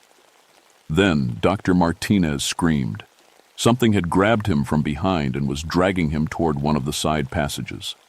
In the wild beam of his flashlight, I caught a glimpse of what had him. It was pale white, like something that had never seen sunlight. It had long arms and longer fingers that ended in black claws, and its eyes. Its eyes were huge and reflected our lights like an animal's. "Help me!" Dr. Martinez shouted, clawing at the cave floor as the thing pulled him into the darkness. I lunged forward with my rope, but I was too late. The thing dragged him into a passage too narrow for us to follow. We could hear him screaming for what felt like hours, his voice echoing through the cave system, getting weaker and weaker, until finally there was silence. Alice was hyperventilating. What was that thing? What was it? I didn't answer because I didn't know. In 16 years of cave work, in all my time underground as a miner, I'd never seen anything like it. But I knew one thing. We had to get out of there. I checked my watch. We'd been underground for 3 hours, but it felt like days. Time moves different in caves, but not like this. The darkness was playing with our minds. We're leaving, I told Alice. Right now. But when I turned back toward the passage we'd come from, it wasn't there. The passage we'd used to enter the chamber was gone. Where it should have been was solid rock wall, like it had never existed. Alice ran her hands over the stone looking for any crack or opening. I checked my maps, but they were useless now. Nothing matched what we were seeing. The chamber we were in didn't exist on paper, and the passages leading out went in directions that couldn't be right. There were 5 openings leading deeper into the cave system, 5 dark mouths that seemed to swallow our lights. One of them had taken Dr. Martinez. The others could lead anywhere. We pick one and follow it, I told Alice. Eventually, all caves connect to the surface. But I wasn't sure that was true anymore. These caves felt different, like they followed rules that had nothing to do with geology or nature. We chose the largest passage and started walking. Our footsteps echoed strangely, sometimes sounding like there were more than 2 people walking. Sometimes it sounded like we were being followed. The passage sloped downward at a steep angle. Water ran along the floor. Not the clear stream water you usually find in caves, but something dark and thick that stained the rocks. It smelled like metal and decay. Alice slipped on the wet rocks and scraped her hand. When she held it up to the light, we both saw that the water had turned her blood black. "What kind of water does that?" she asked. I didn't know, but I was starting to understand that these caves weren't natural. Something had changed them, shaped them for its own purposes. The bone pile back in the chamber wasn't random. It was a collection, a trophy room. We heard sounds ahead of us, scratching and scraping, like claws on stone. I signaled Alice to be quiet, and we moved forward carefully, our lights dimmed. The passage opened into another chamber, smaller than the first, but still huge, and it wasn't empty. The thing that had taken Dr. Martinez was there, crouched, head over something on the cave floor. In our dim light, we could see it clearly for the first time. It had once been human, maybe long ago. But living in the caves had changed it. Its skin was white like bone, stretched tight over muscles that were too long and too strong. Its fingers had grown into claws, and its eyes had gotten huge to see in the darkness.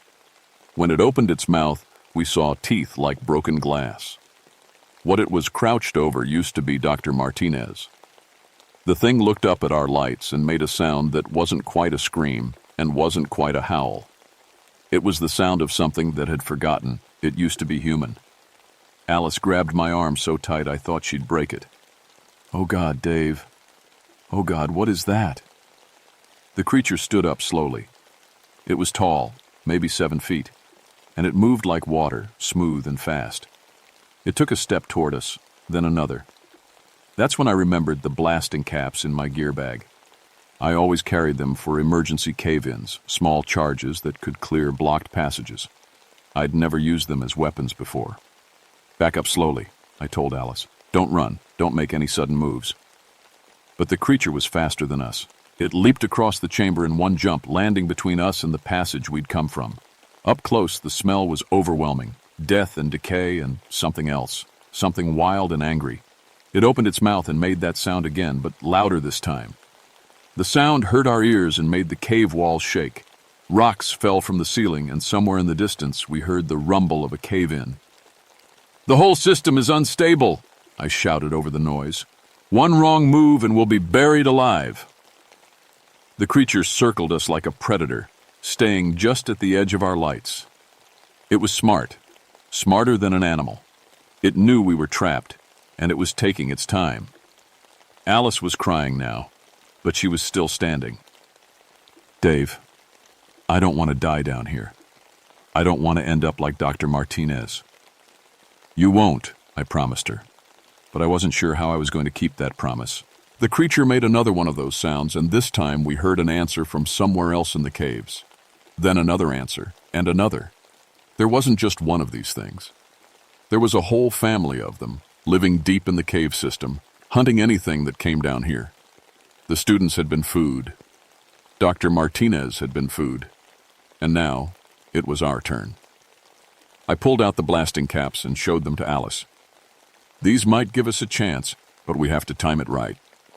The creature seemed to understand what I was holding. It hissed and backed away from us, but it didn't leave.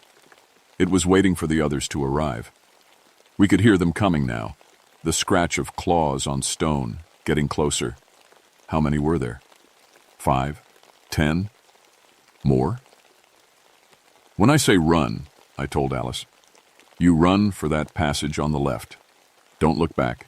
Don't wait for me. Just run." "What about you?" "I'm going to bring this whole chamber down on them."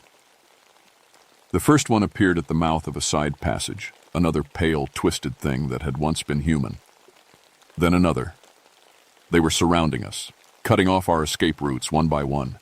I armed the blasting caps and threw them toward the largest group of creatures. They scattered, but not far enough. "Run!" I shouted. The explosion lit up the chamber like daylight for just a second. In that flash, I saw everything. Dozens of creatures, some running away from the blast, others running toward us. The cave ceiling cracking and starting to fall. And Alice, already halfway to the passage, moving faster than I'd ever seen anyone move. I ran after her as the chamber collapsed behind us. The blast had worked better than I'd hoped. Half the chamber had caved in, and we could hear the creatures on the other side howling and clawing at the rocks. But we weren't safe yet. The explosion had weakened the whole cave system, and water was pouring in from somewhere above us. Alice and I ran through passages that seemed to change as we moved through them. Sometimes the ceiling was high enough to stand up straight. Sometimes we had to crawl on our hands and knees. The water was getting deeper and it was rising fast. "We're going to drown down here," Alice gasped. "No, we're not," I said, but I wasn't sure anymore. The water was up to our waists and still rising.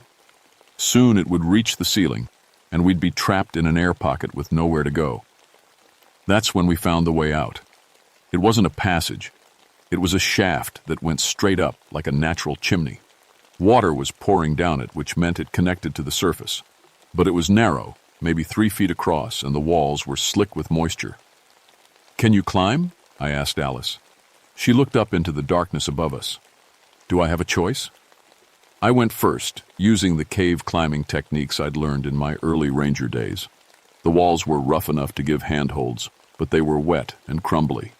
One wrong move and we'd fall back into the rising water. Halfway up, I heard something that made my blood freeze, the sound of claws on stone coming from below us. One of the creatures had found a way around the cave-in and was following us up the shaft. "Climb faster," I told Alice. I looked down and saw it in the beam of my headlamp, a pale shape moving up the shaft below us, climbing the walls like a spider. It was faster than us, and it was gaining ground. But then I saw something else. Daylight.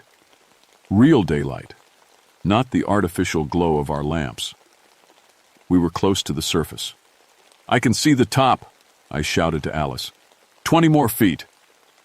The creature below us made that screaming sound again, and the whole shaft shook. More rocks fell, and I felt one hit my shoulder hard enough to make me lose my grip for a second. Alice reached the top first and scrambled out into daylight. I was right behind her, pulling myself up through an opening that was barely wide enough for my shoulders. We were on the mountainside, maybe half a mile from where we'd entered the cave. The opening we'd climbed through was hidden behind thick bushes. No wonder nobody had ever found it before. But we weren't safe yet. I could hear the creature in the shaft below us, still climbing. In a few seconds it would reach the surface. I still had one blasting cap left.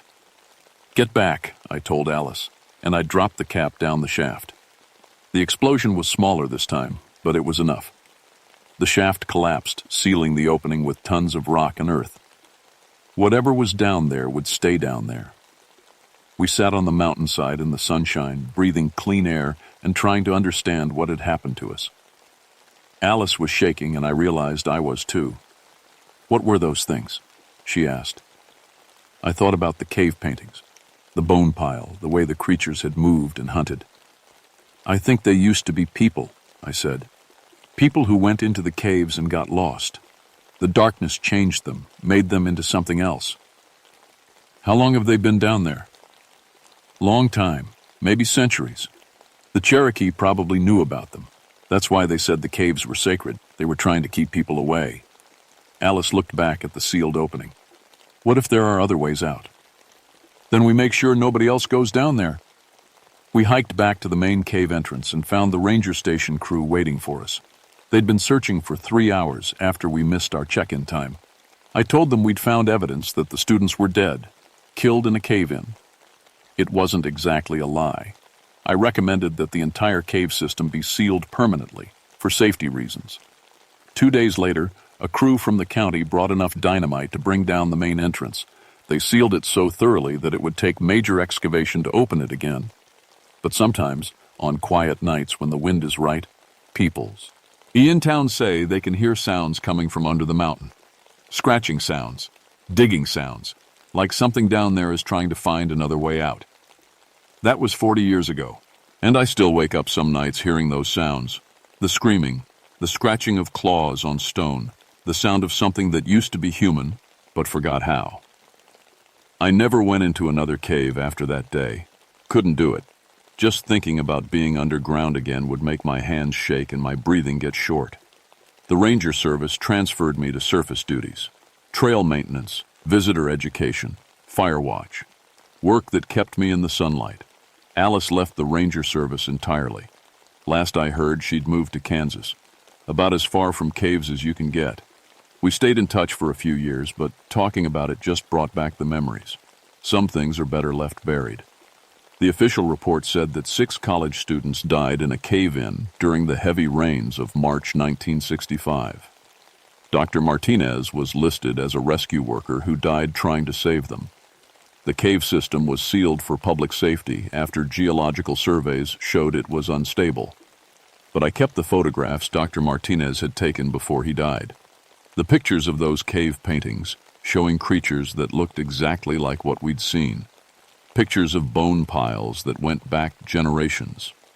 Evidence that something had been living in those caves for a very long time, feeding on anyone unlucky enough to wander into their territory. I never showed those pictures to anyone. Who would believe them? And what good would it do?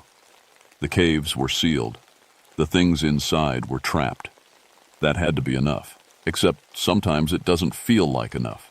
3 years after we sealed the caves, a hiker found some strange scratches on trees near Brasstown Bald.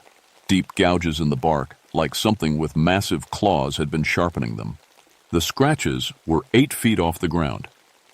5 years after that, a family camping in the area reported hearing screaming sounds in the middle of the night. Sounds that seemed to come from underground. When the rangers investigated, they found small holes in the ground near the campsite. Holes that looked like they'd been dug from below. I always told myself it was nothing. Animals, wind in the rocks, people's imaginations running wild after hearing stories about the sealed caves. But deep down, I knew better. Those things had lived in the darkness for centuries, maybe longer. They'd adapted to life underground, grown strong in the deep places where sunlight never reached. They were patient, they were smart, and they were hungry. Sealing one entrance wouldn't stop them forever. If they wanted out bad enough, they'd find a way. They'd dig new tunnels, open new passages, find other ways to reach the surface. And when they did, they'd be looking for food. I'm retired now, living in a little house in town, as far from the mountains as I can get without leaving Georgia entirely. But I still keep my old ranger gear in the basement, ropes, lamps, blasting caps, just in case. Because sometimes, late at night when the wind is howling down from Brasstown Bald, I hear sounds that shouldn't exist. Scratching sounds from under the ground, digging sounds that seem to get a little closer every year. And I know that someday, those things are going to break through. When that happens, someone's going to have to go back down into the darkness and face them again. Someone who knows what they're dealing with, someone who's seen them before and lived to tell about it. I just hope I'm ready when that day comes. My name is David Patterson, and I've been keeping watch for 40 years. Some caves rescue back.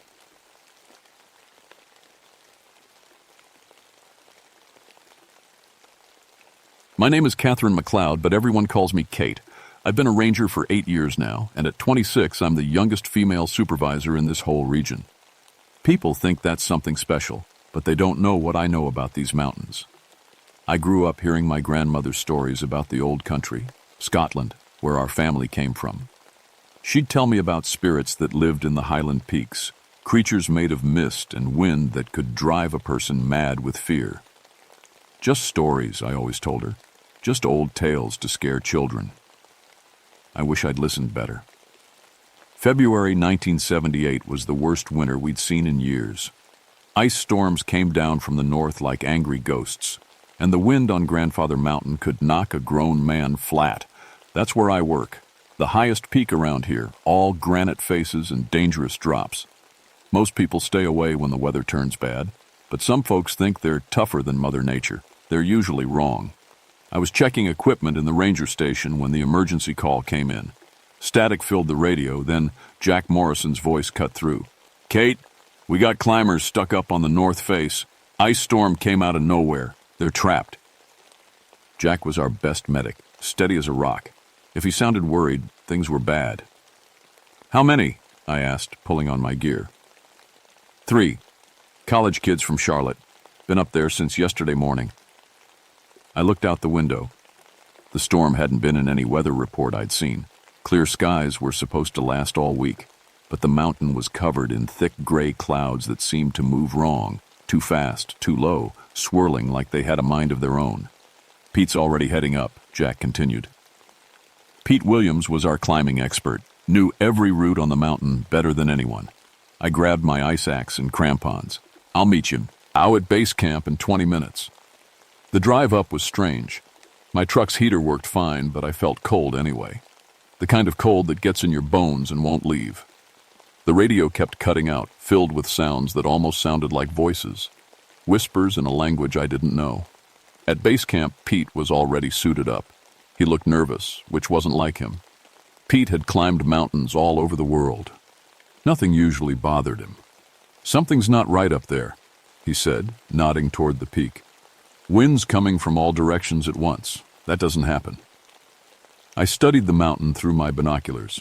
The storm clouds hung around the summit like a thick, gray blanket. Every few seconds, I thought I saw something moving in the mist, a shape too big to be human, too fast to be real. "Could be a trick of the light," I said, but I didn't believe it. Jack arrived with the medical gear. He was sweating despite the cold. Tried to radio the climbers again, got nothing but screaming. Then the line went dead. We started up the mountain at 2 p.m. The temperature was dropping fast, and the wind kept changing direction. My grandmother's voice echoed in my head. "The mountains remember Katie. They remember who came before, and they don't always welcome strangers." By 3 p.m., we were 1,000 feet up. That's when we found the first body. The climber was sitting against a rock, perfectly upright. His eyes were wide open, staring at something we couldn't see. No blood, no broken bones. But his face was frozen in pure terror. "Heart attack," Jack said after checking him over. "But look at this." He pointed to the man's hands. The fingers were clenched so tight around his ice axe that we couldn't pry them loose.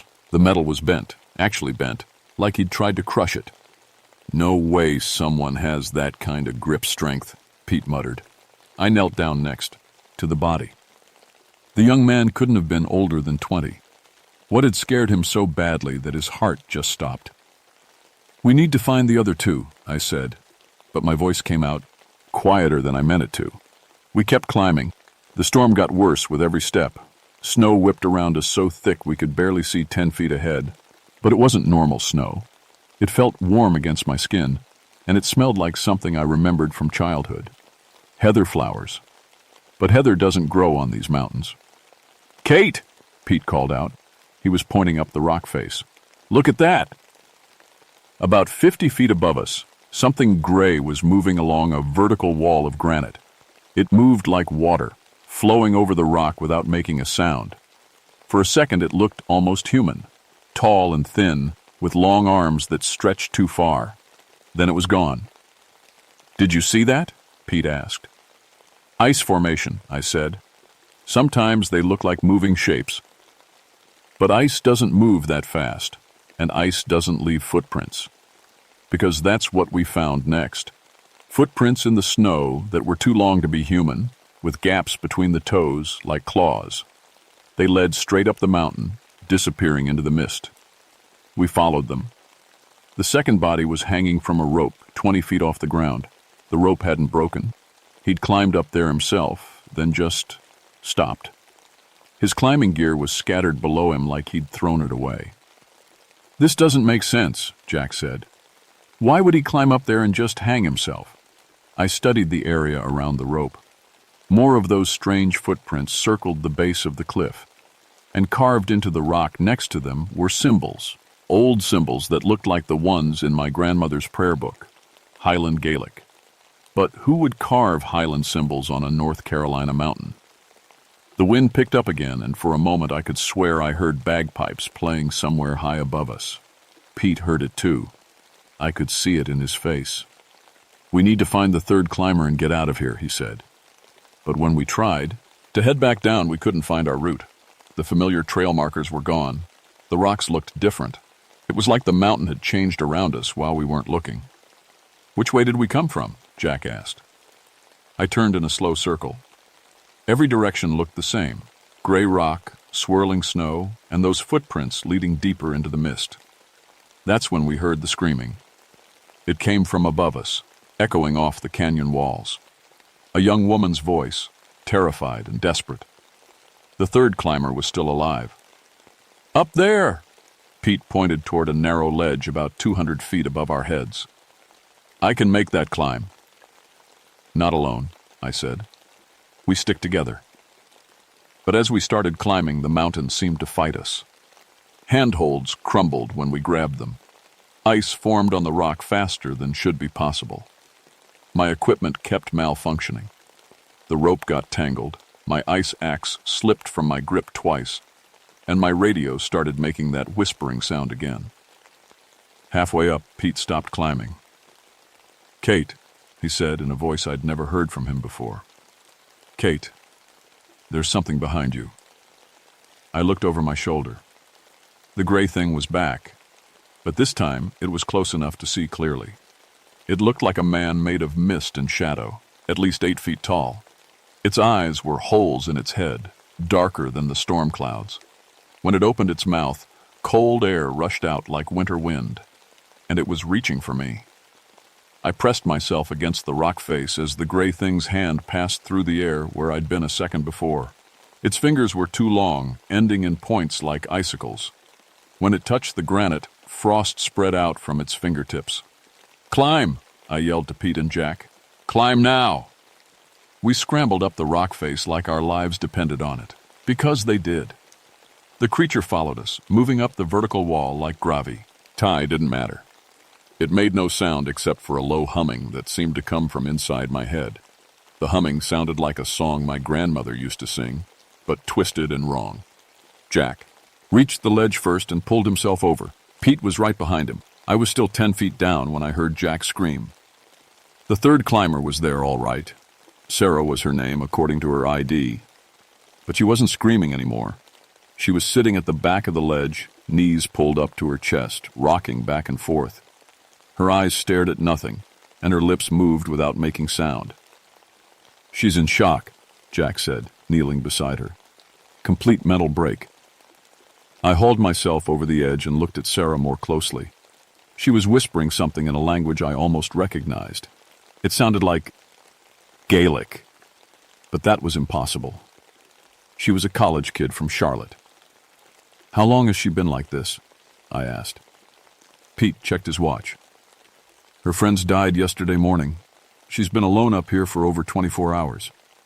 But that wasn't right either. The first body we'd found was still warm. He'd died recently, not yesterday. Time was wrong on this mountain. The gray creature appeared at the edge of the ledge like smoke rising from a fire. Up close, I could see it better. Its face was human-shaped, but stretched too long. Its skin looked like fog, shifting and changing. And those empty eyes, they seemed to look right through me, into parts of myself I'd tried to forget. Sarah stopped whispering and looked directly at the creature. "He's been waiting," she said in a clear, calm voice. "He's been waiting for someone who understands." "Understands what?" I asked. "The old words, the Highland words, your grandmother's words." My blood went cold. How could she know about my grandmother? The creature stepped onto the ledge. Where its feet touched the stone, ice flowers bloomed, exactly like the frost patterns I'd seen in my grandmother's pictures of Scotland. "Kate," Pete whispered. "Kate, it's looking at you." He was right.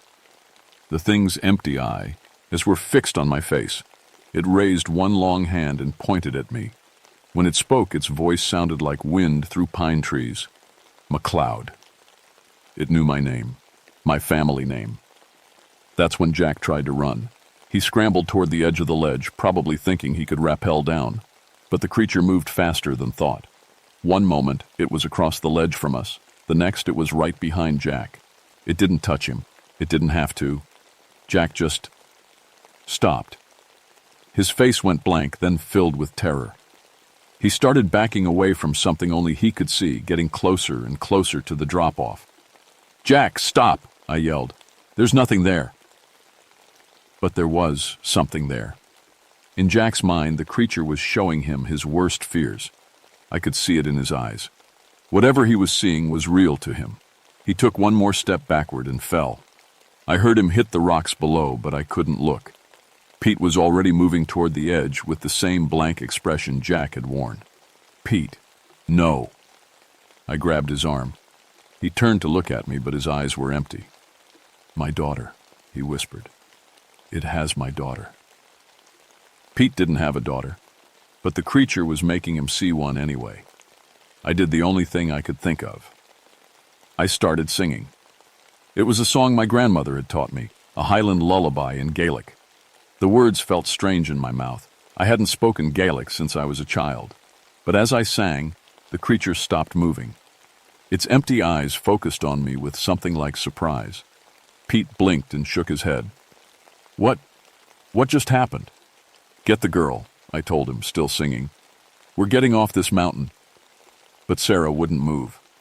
She was staring at the creature with a mix of fear and fascination. He's not from here, she said.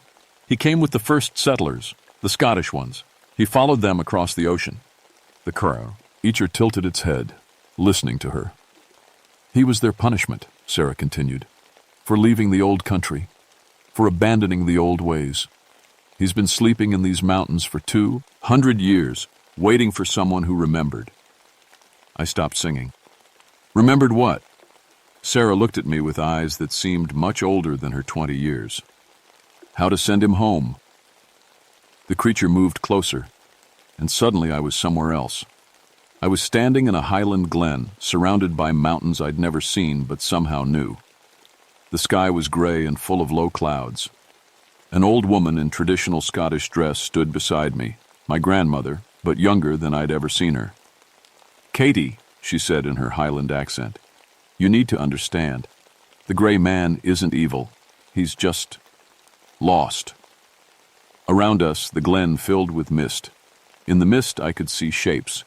People running, crying, carrying bundles of belongings. Families being driven from their homes. The Highland clearances, my grandmother's voice continued. Our people were forced from their lands, scattered across the world. The gray man was their guardian spirit, bound to protect the clans. When they left, he followed. But America isn't his home. He doesn't understand this place. The vision changed. I saw a ship crossing dark ocean waters. In the shadows below deck, the gray man crouched among the Scottish refugees, growing angrier and more confused with each passing day. He feeds on fear and despair, my grandmother said. But only because he's afraid and desperate himself.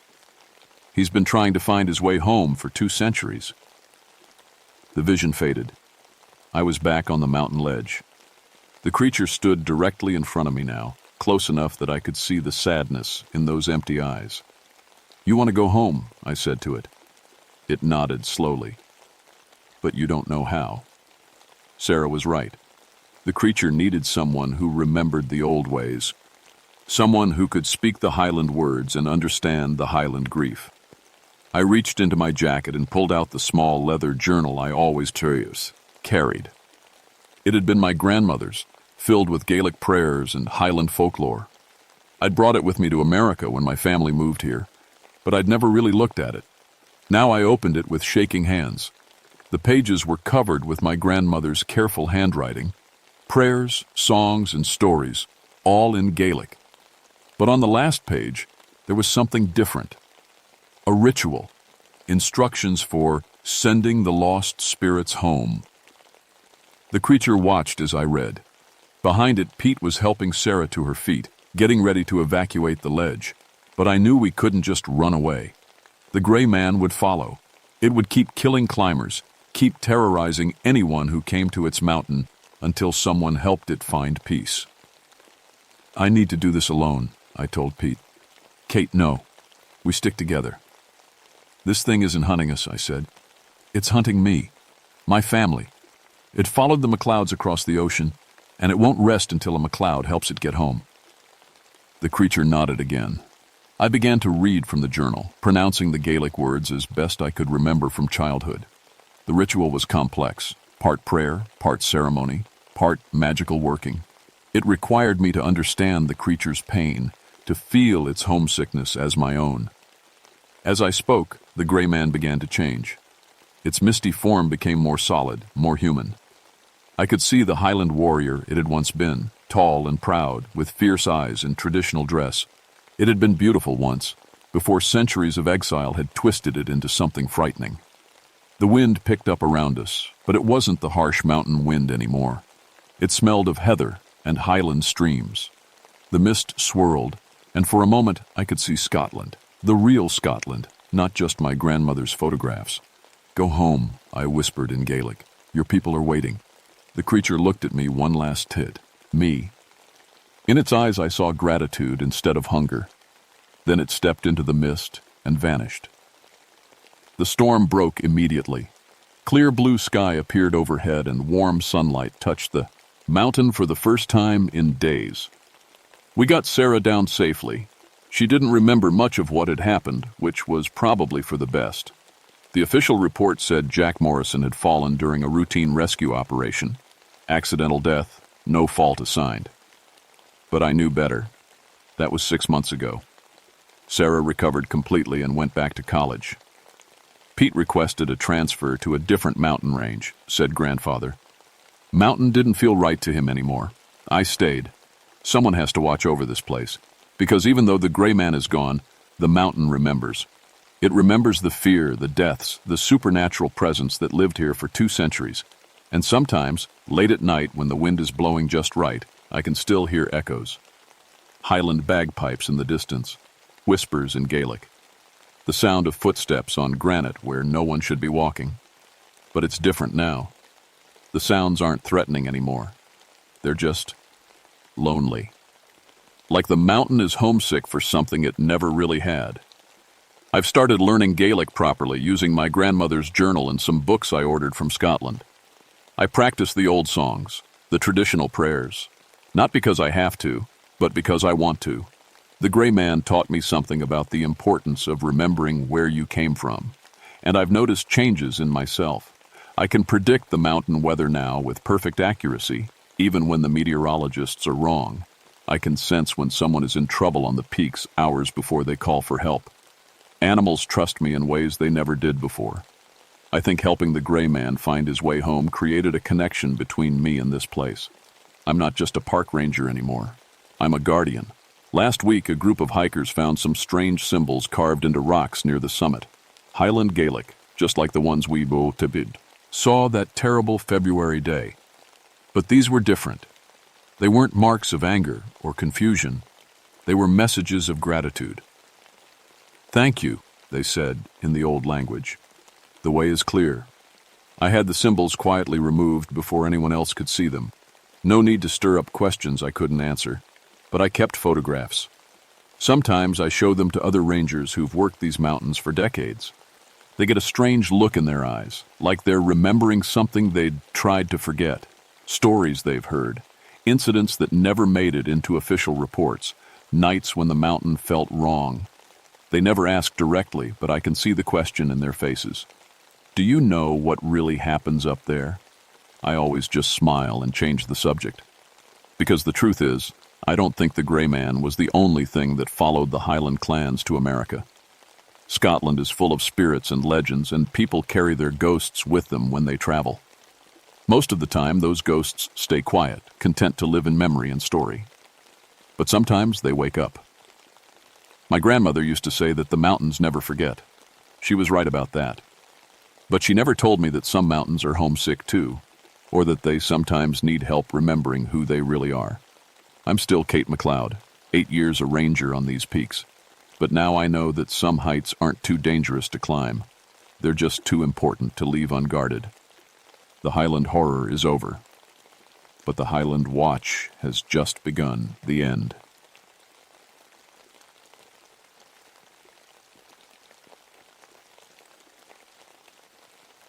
My name is Robert McAllister, but everyone calls me Bobby.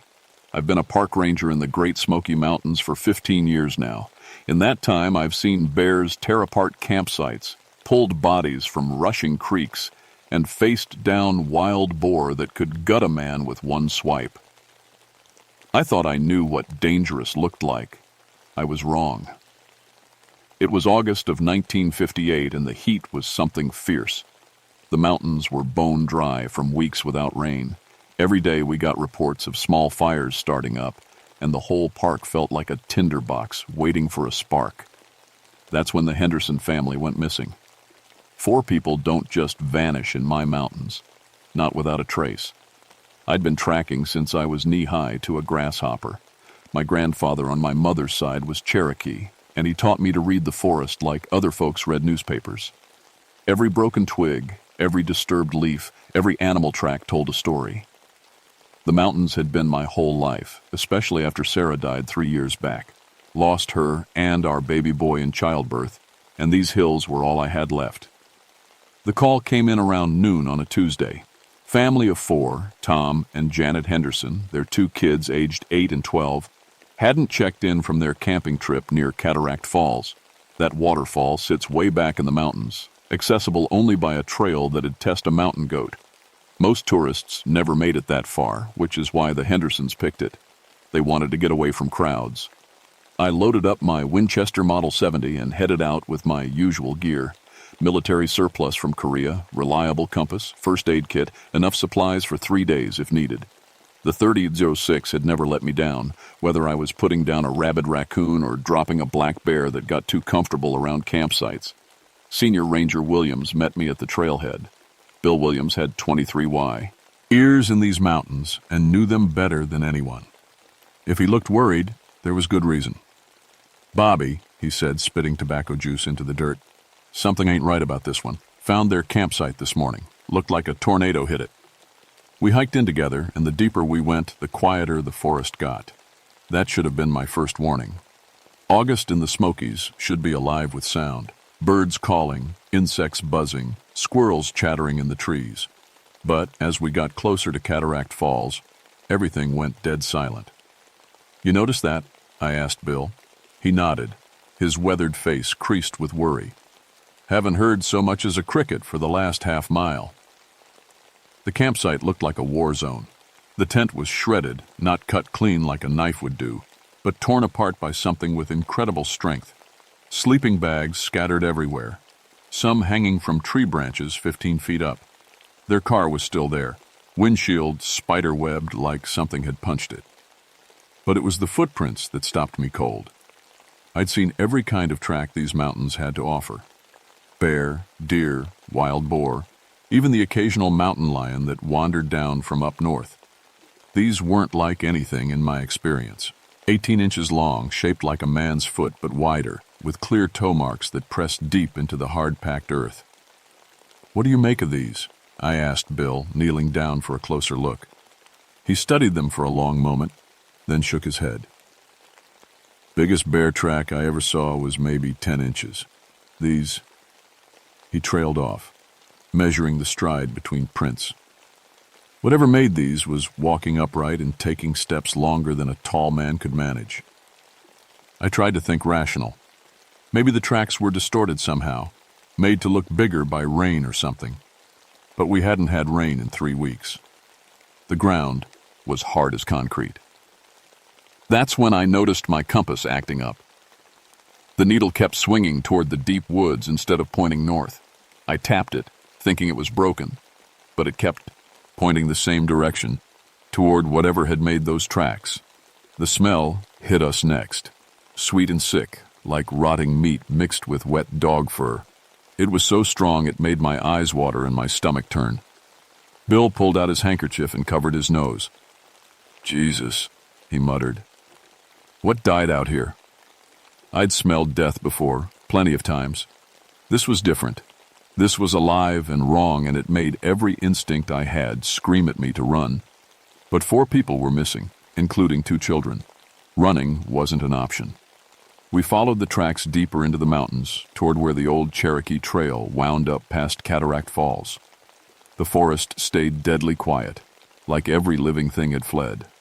Even the flies weren't buzzing, and in August heat like this, there should have been swarms of them. The tracks led us through terrain that should have been impossible to navigate. Straight-up rock faces, through tangles of mountain laurel so thick a man would need a machete to get through. But the prints kept going, clear as day, pressed into stone like whatever made them weighed more than any living thing had a right to. "Look at this," Bill said, stopping beside a massive oak tree. The trunk was twisted into knots about 12 feet off the ground, like someone had grabbed it and wrung it out like a dish rag. The bark was gouged with claw marks that went deep into the heartwood. I put my hand up to measure. The marks were 8 inches long and spaced wider than a bear's claws. "No animal could do this," I said, but my voice came out shaky. "Maybe lightning hit it," Bill suggested. But he didn't sound convinced. I'd seen lightning-struck trees before. This wasn't that. This was something with hands and incredible strength that had taken its anger out on a tree that had probably been growing when my Cherokee great-grandfather was a boy. We kept following the trail, and the wrongness kept building. Trees that should have been straight leaned away from the path like they were scared. Rocks were piled in patterns that nature doesn't make, and always that smell, getting stronger as we climbed higher. The trail switchbacked up toward the waterfall, and that's where we found the first body. Tom Henderson was about 50 feet off the path, wedged between two boulders like he'd been thrown there. At first glance, it looked like a bear attack. His chest was caved in, ribs poking through his shirt. But when I got closer, I could see the marks weren't from claws. They were from hands. Finger marks pressed so deep into his chest that they'd crushed bone. The spacing was all wrong for human hands. Too wide, too powerful. Tom Henderson had been a big man, maybe 200 pounds of muscle from construction work. Whatever killed him had picked him up and squeezed the life out of him like he was made of paper. "Sweet mother of God," Bill whispered. I checked Tom's body for other injuries, trying to piece together what happened. His rifle was missing, but I found shell casings scattered around. He'd fired at least 6 rounds at whatever attacked him. There was no blood on the ground except his own. The tracks led away from Tom's body and up toward the waterfall. They were deeper now, pressed into solid rock, like the thing was getting heavier or angrier, or both. That's when we heard it. A sound like nothing I'd ever experienced. Deep bass thumping, like the biggest drum in the world being beaten slow and steady.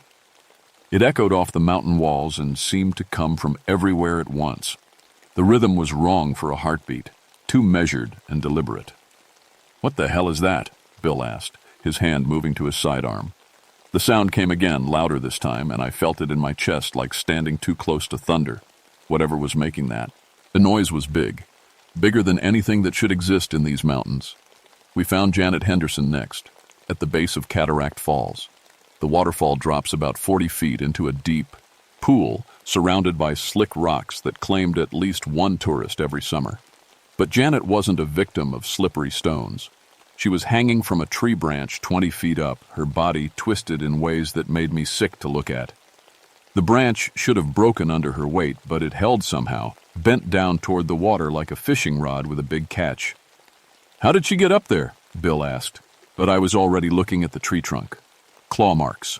4 parallel gouges spiraling up the bark, too wide and too deep for any bear I'd ever seen. Whatever had done this had climbed straight up carrying Janet's body, then hung her from the branch like some kind of sick warning. The drumming sound came again, closer now, and with it came something else. A scream that started low and human, but rose into something that couldn't have come from any throat that ever drew breath. It went on for nearly a minute, echoing off the rock walls until it seemed like the whole mountain was screaming. That's when I saw it. Just a glimpse through the trees on the far side of the waterfall. A shadow moving upright between the pines, but the proportions were all wrong. Too tall, too broad through the shoulders, moving with a fluid grace that didn't match its size. I raised my rifle and tried to get a clear shot, but the thing melted back into the forest like smoke. All I was left with was the certainty that something was watching us, something that had killed 2 people and taken 2 children into the deep woods. "We need to call for backup," Bill said, his voice tight with fear. But our radios had been acting up since we'd started following the tracks, picking up nothing but static.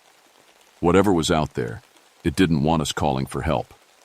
The drumming came once more, farther away now, leading us deeper into the mountains. It sounded almost like a challenge, daring us to follow. 2 children were still missing. We had no choice. We climbed higher, following the increasingly bizarre trail toward the sound of that rhythmic drumming. The air got thinner and the woods got stranger. Trees grew in spirals, their branches intertwined in patterns that hurt to look at. Rocks were stacked in impossible towers that should have fallen over but didn't. The smell was so strong now it felt like breathing through wet wool. Bill had given up trying to cover his nose and was just pushing through, his face green around the edges. "Bobby," he said, voice strained, "maybe we should head back. Get the state police, bring up a proper search team." Part of me wanted to agree. Every rational thought in my head was screaming at me to turn around, get off this mountain, and never come back. But I kept thinking about those two Henderson kids, 8 and 12 years old, somewhere out there with whatever had killed their parents. "Just a little farther," I said. "If we don't find them in the next hour, we'll head back." That's when the hunting party showed up. We heard them coming down the trail behind us, 5 men from town with hunting rifles and grim faces. They were led by Mayor Hutchins, a fat man who'd never shot anything more dangerous than a deer in his whole life. "Found the car at the trailhead," Hutchins said, breathing hard from the climb. "Figured you boys might need some help." I tried to explain what we'd found, but Hutchins wasn't listening. He was pumped up on adrenaline and civic duty, ready to hunt down whatever rogue bear had killed the Hendersons. "Biggest bear tracks I ever seen," said Jimmy Morrison, studying the ground. "But a bear's still just a bear. 6 rifles ought to be enough." I wanted to tell them this wasn't a bear, that nothing natural could have made those claw marks or hung Janet Henderson from that tree branch. But how do you explain seeds? Something you don't understand yourself? We spread out and kept following the trail. The drumming had stopped, but now there were other sounds. Branches snapping in the distance, rocks falling with no apparent cause, and underneath it all, a low rumbling that seemed to come from the mountain itself. The attack came without warning. 1 second, Jimmy Morrison was examining a broken tree branch. The next, he was flying through the air like he'd been hit by a truck. He slammed into a pine tree so hard the trunk cracked, then slid to the ground in a heap that wasn't moving. The rest of us spun around, rifles raised. But there was nothing to shoot at. Just forest and shadows, and that terrible smell getting stronger by the second. "Where is it?" Mayor Hutchins shouted, his voice cracking with panic. That's when I saw the eyes. 2 red dots glowing in the shadows about 10 feet off the ground, watching us with an intelligence that made my blood freeze. They weren't animal eyes. There was thought behind them, calculation, and something that might have been amusement. "There!" I shouted, swinging my rifle toward the glow. The thing moved before I could fire. Not fast like a deer or even quick like a bear. Fluid, like water flowing uphill, covering ground that should have taken 3 steps in one impossible bound. Tom Brewster got off 2 shots before it hit him. The bullets seemed to just disappear into the shadow, making no difference at all. Then the thing wrapped what looked like an arm around Tom's chest and lifted him off his feet. I heard ribs snapping like dry kindling. The creature held Tom up for a moment, almost like it was showing him off, then threw him into the underbrush with casual strength. He hit a boulder and didn't get back up. "Jesus Christ," someone screamed, but I was already firing. I put 3 rounds center mass into the shadow, aiming for where the heart should be. The creature staggered back a step, and for a moment I thought I'd hurt it. Then it straightened up and took a step toward me. The bullets had torn holes in whatever it was. Wearing, but there was no blood. No indication I'd done any damage at all. That's when it stepped fully into the light, and I got my first clear look at the thing that had been hunting us. It stood nearly 10 feet tall, covered in coarse brown hair that looked more like wire than fur. Its shoulders were broader than any 2 men, and its arms hung down past its knees, ending in hands that could palm a basketball. The face was almost human, but wrong in every detail. Too wide, too flat, with yellow teeth the size of piano keys and those burning red eyes that seemed to look right through me. But it was the intelligence in those eyes that scared me most. This wasn't some dumb animal acting on instinct. This thing was thinking, planning, enjoying the hunt. It opened its mouth and let out that screaming roar again, so loud it made my ears ring. Then it started walking toward us, slow and deliberate, like it had all the time in the world. Mayor Hutchins emptied his rifle at it, screaming as he fired. The bullets hit. I could see the impacts, but they might as well have been spitballs. The creature didn't even slow down. "Run!" Bill shouted, but his voice sounded like it was coming from underwater. The world had gone strange and liquid. Time moved like honey, and every step felt like running through deep mud. Behind us, I could hear the creature following, not hurrying, just walking with those impossible strides that covered twice the ground our running steps did. We made it maybe 100 yards before Bill stumbled and fell hard against a tree. When I turned back to help him, the creature was right there, close enough that I could smell its breath, like rotting meat and sulfur. It reached out with one massive hand and grabbed Bill around the waist. He looked so small in its grip, like a child's doll. The creature lifted him up until they were eye to eye, and for a moment, they just stared at each other. Then it squeezed. The sound Bill made will haunt me until the day I die. The creature dropped his body and turned those red eyes on me. I was alone on the mountain with a monster, and my rifle was empty. I ran like I'd never run before, crashing through undergrowth that tore at my clothes and face. Behind me, I could hear the creature following, its footsteps shaking the ground like thunder. But it wasn't hurrying. It knew these mountains better than I did, knew every trail and hiding spot. It was playing with me. I broke through into a clearing I'd never seen before, though I'd been ranging these mountains for 15 years. In the center stood a massive cave mouth, dark as the inside of a coffin. The smell coming from inside was so strong it made me gag. That's where I found the children. Tommy and Sarah Henderson were huddled against the back wall of the cave, alive but scared out of their minds. They looked up at me with eyes that had seen too much, too young. "Are you here to save us?" Tommy whispered. I wanted to say yes, but before I could answer, the creature filled the cave entrance. Up close, in the dim light filtering through the opening, I could see details I'd missed before. Scars crisscrossed its hide like it had been in 100 fights. Its hands ended in claws that could tear through steel, and its eyes, those eyes held a terrible intelligence. But there was something else in those eyes, something I recognized from my own mirror after Sarah died. Pain. The creature looked at the children, then at me, and made a sound I hadn't heard before, low and mournful, like a mother mourning her babies. It reached toward the kids, not threatening, almost gentle. That's when I understood. This wasn't just some monster killing for sport. It was protecting something. The cave was full of bones, some human, some animal, but scattered among them were smaller bones, baby bones. Someone had killed its young. My grandfather's stories came flooding back, tales the Cherokee used to tell about the Kekle-Kudle, the hairy savage that lived deep in the mountains. They said it was peaceful and less threatened, that it only attacked when men invaded its territory or hurt its family. The logging camps in the 1920s, they'd cut deep into these mountains, probably destroyed nests or killed young ones. The creature had been protecting its home the only way it knew how. But understanding didn't change the fact that it had killed 6 people and would probably kill me and the children too. I still had one chance. My rifle was empty, but I had something else. The emergency flare in my pack meant for signaling search planes.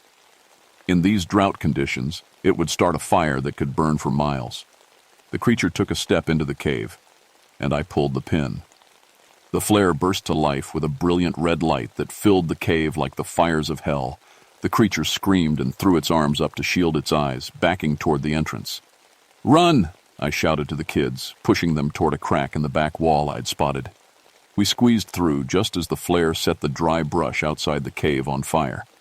The creature was trapped between the flames and the rock walls, roaring in anger and pain. But as we ran through the narrow passage that led out the backside of the mountain, I could hear it breaking through the rock behind us. Even fire couldn't stop it for long. We emerged into daylight just as the forest fire began to spread in earnest. The creature burst out of the cave mouth, its fur smoking, those red eyes fixed on me with pure hatred. I had nothing left. My rifle was empty, my flare was spent, and the monster was between us and the only trail down the mountain. That's when I remembered something else from my grandfather's stories. The Cherokee said the Kekle-Kudle respected courage, that a man who faced it without running might earn its mercy. I stepped in front of the children and Sarah had looked the creature in the eyes. "I know what happened to your babies," I said, my voice steady despite the fear clawing at my throat. "I know why you're angry. But these children didn't hurt you. Let them go, and I'll stay." The creature stopped, tilting its massive head like it was trying to understand. For a moment we just stood there staring at each other while the forest burned around us. Then it nodded. Actually nodded, like it understood every word. It stepped aside, leaving the trail clear. The children ran past it toward safety, and it let them go without even looking at them. Its eyes stayed fixed on me. But I had lied. I had no intention of staying to die on that mountain. The moment the kids were clear, I bolted after them. The creature roared behind me, but it didn't follow. Maybe it was too hurt from the fire, or maybe it respected the fact that I'd been willing to sacrifice myself for the children. We made it down the mountain just as the fire department arrived to fight the blaze that would eventually consume 3,000 acres of prime forest. That was 40 years ago, and I still wake up some nights hearing that roar echoing through my dreams. The official report said a rogue bear attacked the Henderson family camping party. 6 people dead, 2 children rescued by quick thinking and Forest Service training. They gave me a medal for bravery. I never told anyone what really happened up there. Who would believe it? A 10-foot monster living in the mountains, killing to protect its territory. They'd have locked me up in the state hospital and thrown away the key. But I know the truth, and so do Tommy and Sarah Henderson. They're grown now, with kids of their own, but sometimes I catch them looking at the mountains with the same haunted expression I see in my own mirror. The area around Cataract Falls was closed to the public after the fire. Dangerous terrain, the signs say. Unstable rock formations. They've never reopened it, and they never will if I have anything to say about it, because the creature is still up there. I've seen the signs over the years. Trees twisted into knots, rocks piled in impossible patterns, that sweet, sick smell drifting down on the wind when the weather's right. Park rangers find the occasional hiker who went off trail, torn apart by what the coroner's reports always call severe animal attack. I know better. The Cherokee were right about one thing.